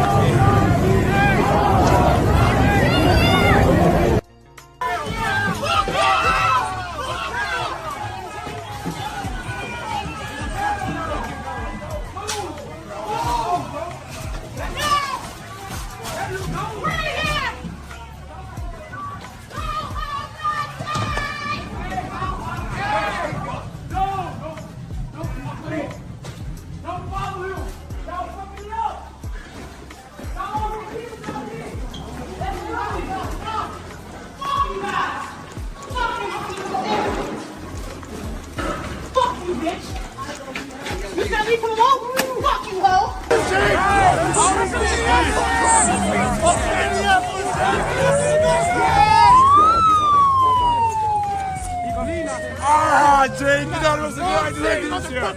Ah, Jake, you thought this was a good idea, didn't you?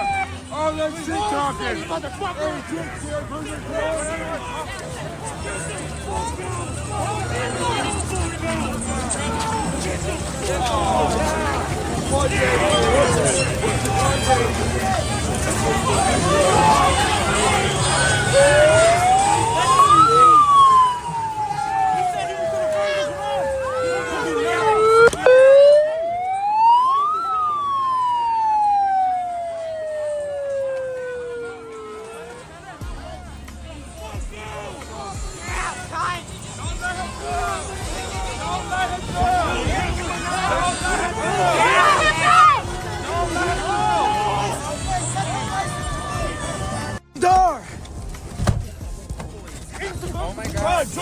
Drive! Oh my God! Just drive! Stop! Wait, let them go! Let them go! Hey, pull over! Pull over! Hey, leave it! Get out of here! Leave it up! Get out of here! No! Y'all just let him leave! It's not worth it! Hey! We don't know him! Stop it! Let him out! Let him out!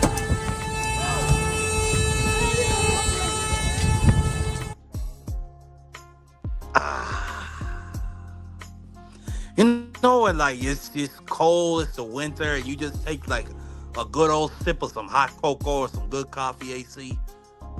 That's what it do to my soul.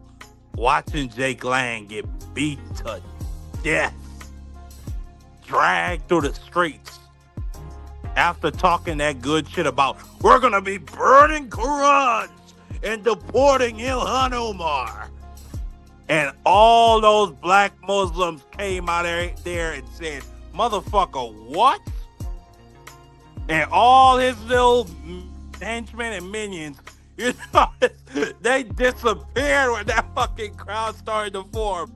And they said, yeah, Jake, you're going to have to deal with this shit by yourself.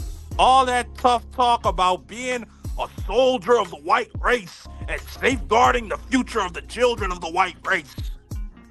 All that shit went out the window when they were putting boots on that bitch. And then in the end, it had to be two black women. One was a black trans woman. Two ungamesh. Two subhumans in his ideology that saved his life. Just beautiful to watch. And I pray that this is going to be his and Chud's reality from now on. Big bubbas. No matter where they go, a big bubba is going to be waiting for them.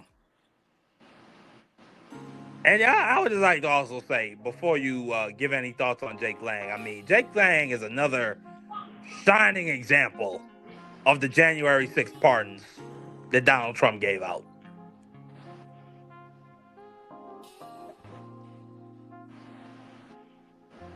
And that's the crazy part, because since J6, what have you done with yourself? You got beat up in Minnesota, and now you got arrested for terroristic threats. And you were going to try to give a slush fund to these type of people, Donald Trump. That's the amazing part of it.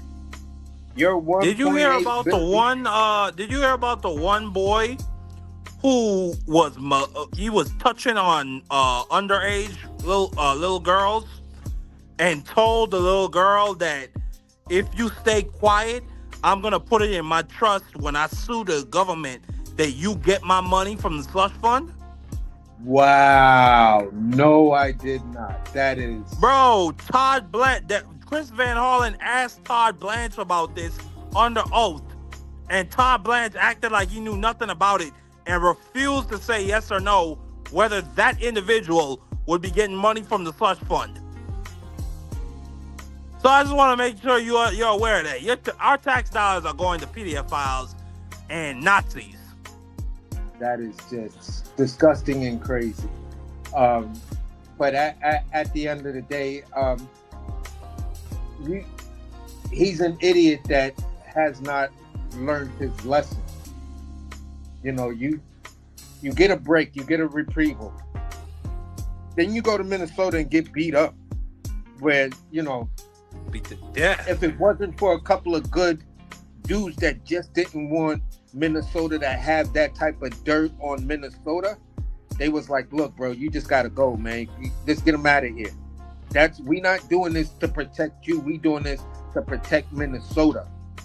You know what I'm saying? In our communities. So that's why they did it. And you didn't realize that, as you say, your Christian God still didn't let you know, bro, stay your ass home. Find a girlfriend. You know what I'm saying? Find a virtual girlfriend. Do something to keep yourself busy, but stay inside your house. Don't post nothing more on the internet, because it doesn't work for you. You almost lost your life, and you still haven't learned your lesson.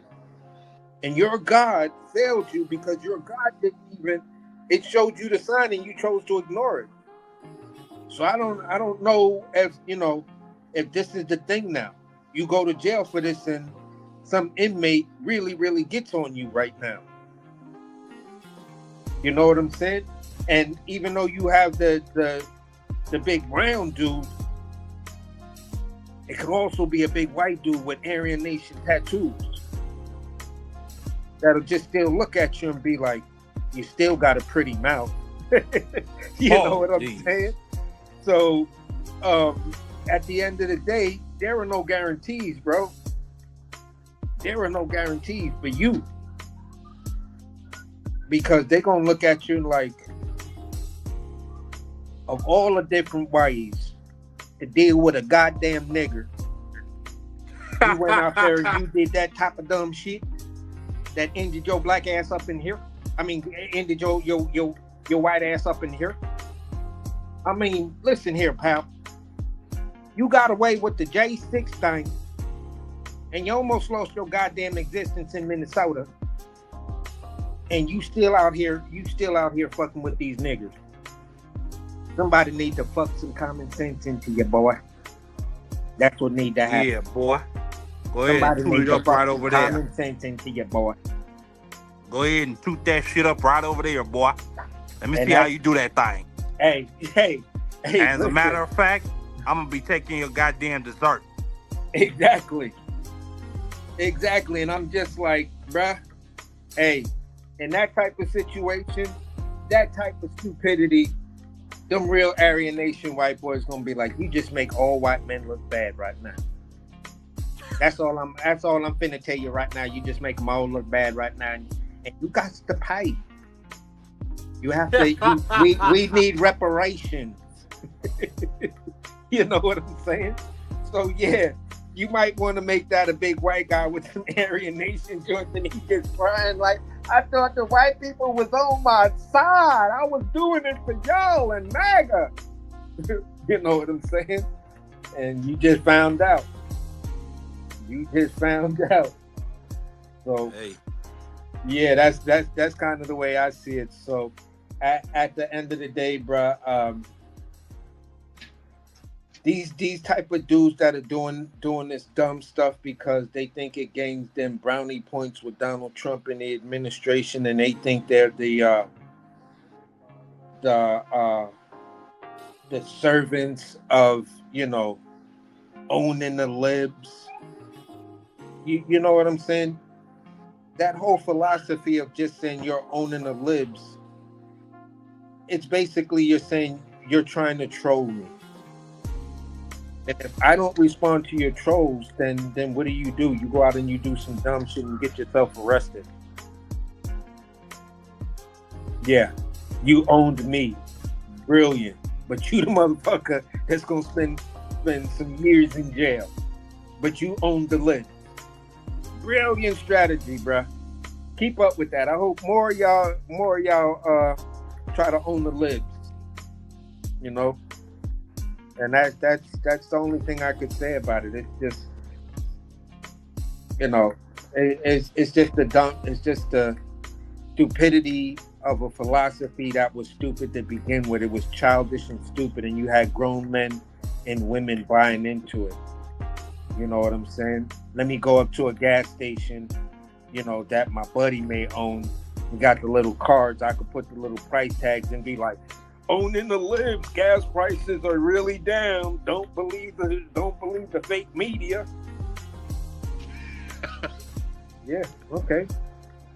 This is why we had to have amendments to the Constitution. This is why, you know, we had the Civil Rights Act. This is why white men in this particular election cycle are trying to gerrymander, you know, elections against black folks. Because in all of these years of this experiment, you know, white men still haven't learned.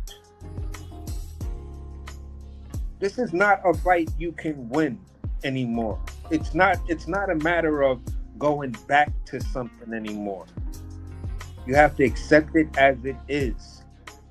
Yes, this country is diverse. America is not a white country. You know what I'm saying? The red, white, and blue is the red of the blood that was spilled by many nations who helped build this country.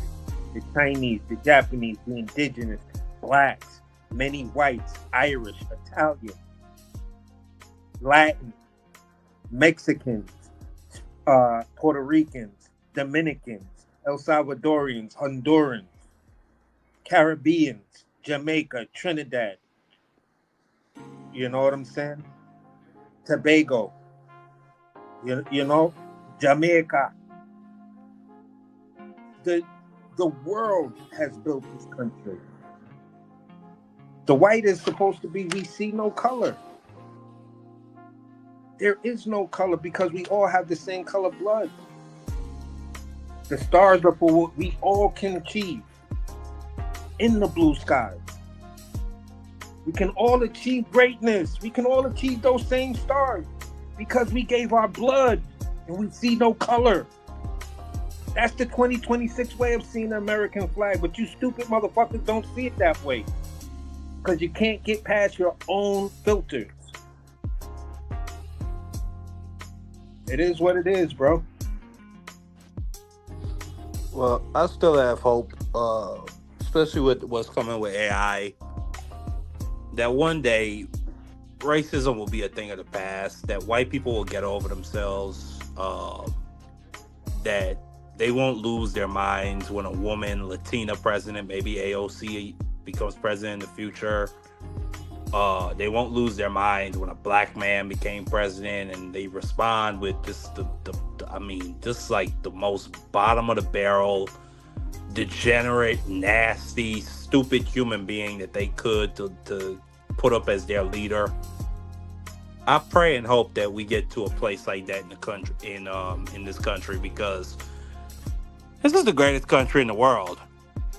Even despite, and it's not great because of just, it wasn't the greatest just because of economic freedom or because we had the biggest military or anything like that. It was great, and it's always been great. Even before black people were given their freedoms, even before this country became a true democracy, because this country wasn't a democracy before the 1860s, before the civil rights movement. It was no different from Israel. It was an ethnocracy.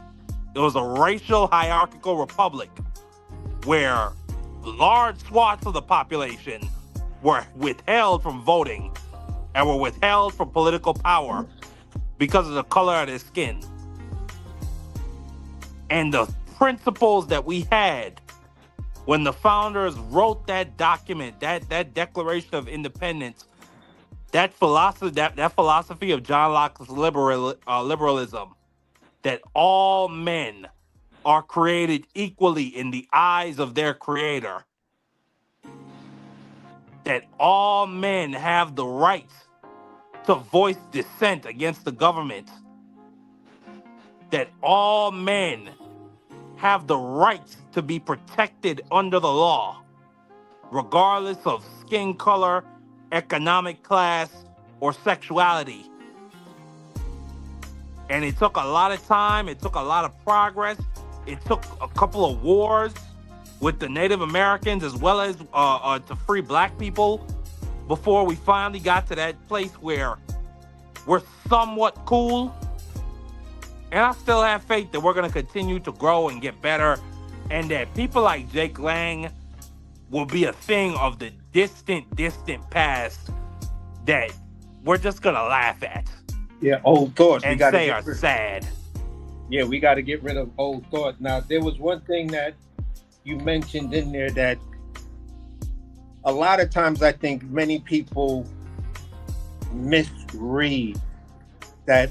And this is the genius of the Constitution. And when you break down the Constitution, and if there was someone who was going to try to argue constitutionality of saying that this government was pretty much predicated on one religion, no, it's not, because the Constitution clearly states their creator.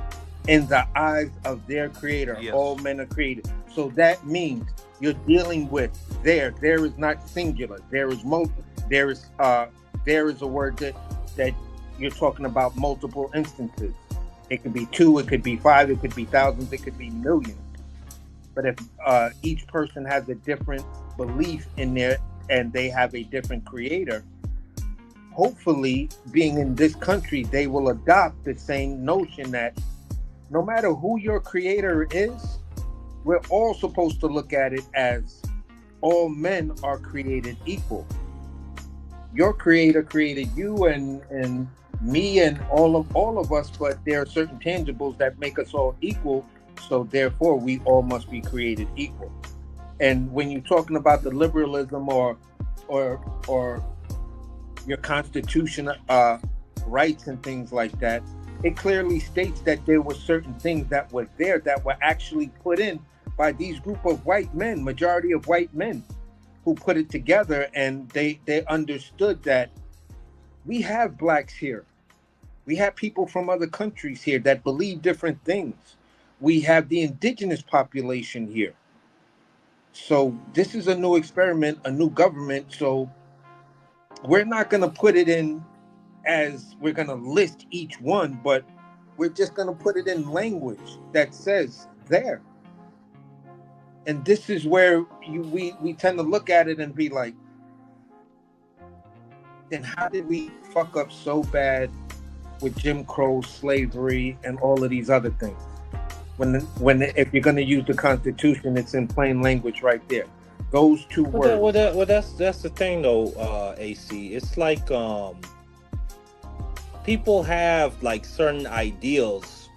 Like I feel like everybody, like in this current era, I feel like everybody, well, I'll at least say the people that are good faith actors, they want American families to be prosperous. Now, some people, you know, maybe on the left, feel like that should come from raising taxes on the rich and then offering free schooling, free health care, and better nutritional programs to poorer people so they have a better leg up in economic situations. And then you have the right, which says, let's cut all taxes on these people so that they can gain, so that they can use whatever wealth is or whatever income is left over to make gains in their economic situations.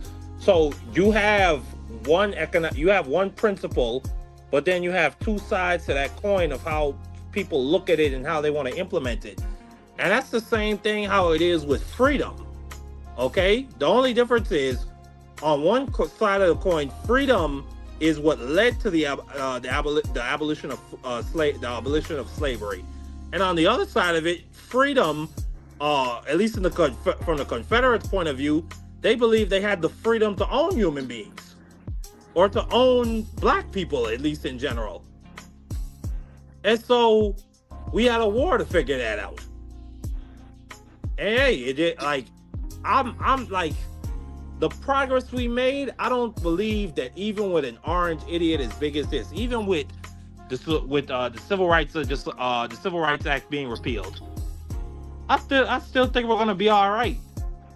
I still don't think like this is the worst era we've ever encountered. Like, this might be the most corrupt, or one of the most corrupt administrations we've had, at least for a very long time. You probably have to go back to I can't remember the name of the Republican president that came after Woodrow Wilson, but he was pretty bad. But I think we're gonna be all right, AC. What'd you say? No, I brought up Taft, and I think Taft came before. Yes, Taft. Right, yes, you're correct. Yeah, man had I think multiple baby mamas, had the mob in on government contracts, all that great stuff. But like I said, AC, we're gonna be all right, and this is a great live. I wanted to touch on the human cloning. We're gonna do that next week, and I promise to anybody still listening, and to anybody coming through, I am gonna be more consistent. I've been really busy these past couple of weeks, but I'm going to take the reins, and I promise I'm going to do this 1 to 2 times a week. And next week we're going to be discussing the ethics of human cloning and what could be potentially coming behind that. But AC, my brother, this was a great live. Any last words before I shut it down? Yeah, I'm gonna keep it real short. Basically, I wanted to say this. With some of the talking points that you brought up, and I brought up about where we are and basically how did we get here and things like that with this social experiment and things. We also have to remember that there was within this country, we had the great protest era. That's what I would probably call consistent years back to back. You have the Susan B. Anthony run of women's rights and women being able to read and things like that. Then there's the civil rights issues and things like that, and voting rights issues. So back to back, there was that whole turmoil thing that was basically a couple of decades long. with very few space in between, and even wars in between that, or major conflicts. And we've managed to pull through. People, we may disagree on how to get to the number 5, but it's more than one way to get to the number 5. So I try not to debate how we get to the number 5. If I'm hearing that, yeah, your interest is also to get to the number 5, and I mean the number 5 as meaning where we are socially, economically, and things like that. All I'm saying is this: if you're going to explain to me that we need to be at number 5, I want you to explain to me how you're going to get us there on what you're going to do. Not tell me what you're going to do and then say, oh, well, a lot of that was contingent on Congress or, the governor. I don't want to hear that shit. This is what you ran on. This is what you've been saying for the longest time. Tell me how you do it. If you can tell me how you do it when you get there, no matter what happens, there's always plan B, C, and D. But it will get done. And that's the only thing that I'm saying. And that's what I'm hoping that people in 2026 vote on. Vote on policies, not promises. Tell me how you're going to give me the thing that you're, through policy, that the thing you're promising. If you're just telling me the promise, then I don't want to support your vote. And that's with every politician. You know what I'm saying? And I'm the type of person that feels this way. MAGA is one thing, but there are some Republicans that I can see myself voting for. And I'm just saying that, deep in my soul, I'm a Democrat, but I do have conservative tendencies, real conservative tendencies, because I'm a business owner, and I've been that for so long that you eventually slide into that area. I don't have a problem with taxing millionaires and billionaires, but I also feel that there are other paths to do it than to going after them, because they're going to pay their taxes, and then they're going to still find a very, very smart person who can offset that tax cut. So it's an argument that really doesn't do anything, and at the end of the day, really doesn't generate. You tax the business, not the individual. You tax their businesses. And if you can manage that and get that as policy, then there you go. Because that's how Obama was doing it. Obama, we reached energy independence, and we reached a true fiscal balance. Because he didn't tax the millionaire and billionaires themselves. He wasn't concerned. He was concerned with the largest corporation. And that's how the argument was successful on the Democratic side. We're going after the largest corporations that take advantage. And that's where I'm gonna rest my case.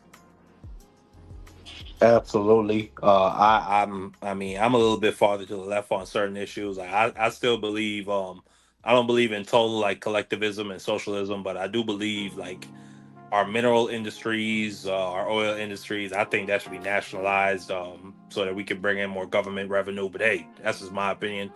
On top of taxing those billionaires. Now, how we get there, that's a different conversation. I don't believe in a socialist takeover of just robbing people of their land and like how they do in Vietnam and Cuba. I believe in paying people for their mineral rights and whatnot, and then we come in and we take and we mine the oil and whatnot. But hey, these are just my opinions, and I appreciate you, AC. I appreciate everybody that comes through, gives their opinions on this. I appreciate Rose T. One of these days, my brother El Yepe-san, he'll come up here. Another good political mind, has his own thoughts. Just like me, really young. We both came up around the same time in the YouTube boxing community. Both are really into politics, or at least talking about it now. So maybe one day he'll come up. But overall, this is a great live. But hold on, before And you go, I got week, one question. Go ahead. It's fight week. Xander and Boots. Who you got? I got Boots ass. I got Boots. I think he's gonna put boots on Xander's eyes. I think he's gonna walk on him. All right. I'm actually. I think I got a couple friendly 50s with a couple dudes. I'm going with Xander for the frustration and the majority decision. For the frustration, nigga, this man is crazy. The frustration. Yeah. Hey, we're gonna see. We're gonna see what happens, AC. Yeah, we're gonna see what happens. Yeah. A lot of people keep telling me, "Oh, Boots Ennis ain't never did this. Boots Ennis ain't never did that. Who Boots Ennis fought?"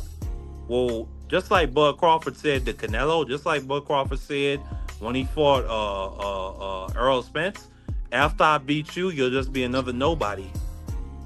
That's what's gonna happen to Xander's Ice. He's gonna get beat to death, and I wish him the best in all his endeavors after that. But in all seriousness, I do love Xander's Ice. I love that kid. 23 years old and hunting down smoke. You can't do nothing but respect it. You can't do nothing but respect that. But as I said, AC, I'm trying to end it. Well, I am going to I'll text you. We'll be texting each other fight night. I'll be texting a couple of people and stuff like that. And when Are you going to the fight? No. I'm like I don't like me personally. I try to stay away from the Barclay when they have big events like that. New York City police be on some crazy shit. Even if you're going there, like you gotta they just be on. I'm trying to arrest anybody and anything, and if you blink wrong, I might arrest you. Well, then remain safe as always. Yeah, I'll be in the you got safe Knickerbocker hooligans. They still out there. You got socialists running your city now. God bless you, AC. Yeah, bless bro. All right, man. Enjoy the rest of your evening, man. Salute to everybody on the playback, man. This was a great episode. On to the next one, man. Peace. Latino control. I will vote. For Donald Trump. Una injusticia. Una injusticia. Una grande injusticia. Yanette Correa screams injustice after her husband was placed on an expedited deportation order after showing up to his immigration check-in in Miami. I think she said it was sexy, didn't she? It was very sexy to be raped. Didn't she say that? So, sir, I just want to confirm. It's your testimony that E. Jean Carroll said that she loved being sexually assaulted by you? And when you're a star, they let you do it. You can do anything. Grab them by the pussy. You can do anything. That's what you said, correct? Well, historically, that's true with stars. It's true with stars.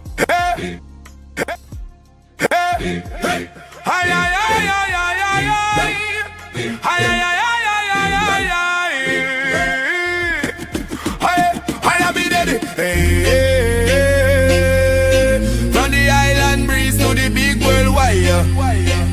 Market and on the mission. Yeah, we never retire. Oh, turn it up now. Dum dum dum. Sunrise over cast trees down near the morning, nice and clear. Market and touch the camera, say people come and hear.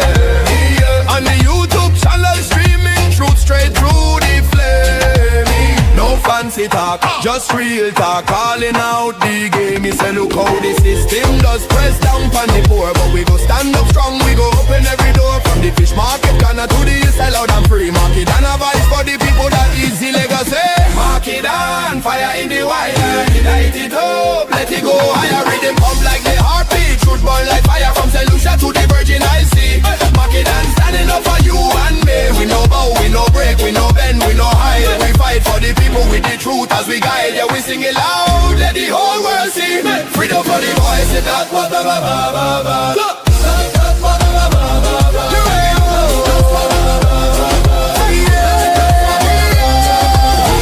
In the comment section, people talking every day. Some agree, some disagree, but they still find a way to keep it real, keep it grounded, never sell our soul. Even when the pressure try to take full control. He said, watch out, the power like to twist up the truth. But we got the people who are stronger than the proof. Every upload like a spark in digital night, lighting up the minds so the future stay bright. Mark it down, fire in the wire. Light it up, let it go higher. Rhythm pump like the heartbeat. Truth burn like fire from St. Lucia to the Virgin Isles Sea. Mark it down, standing up for you and me. We no bow, we no break, we no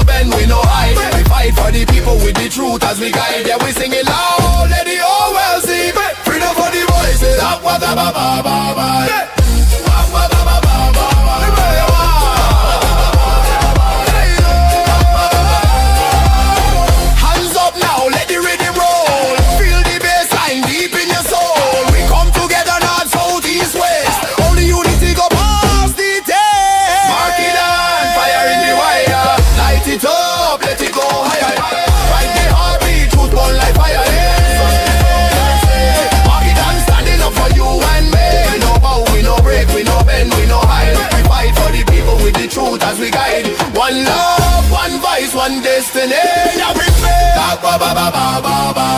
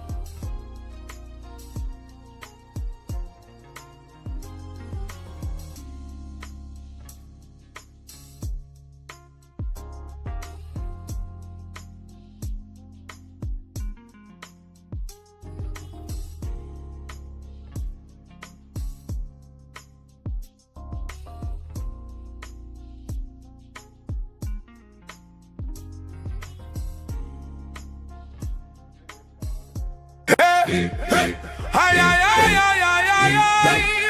Ay, ay, ay,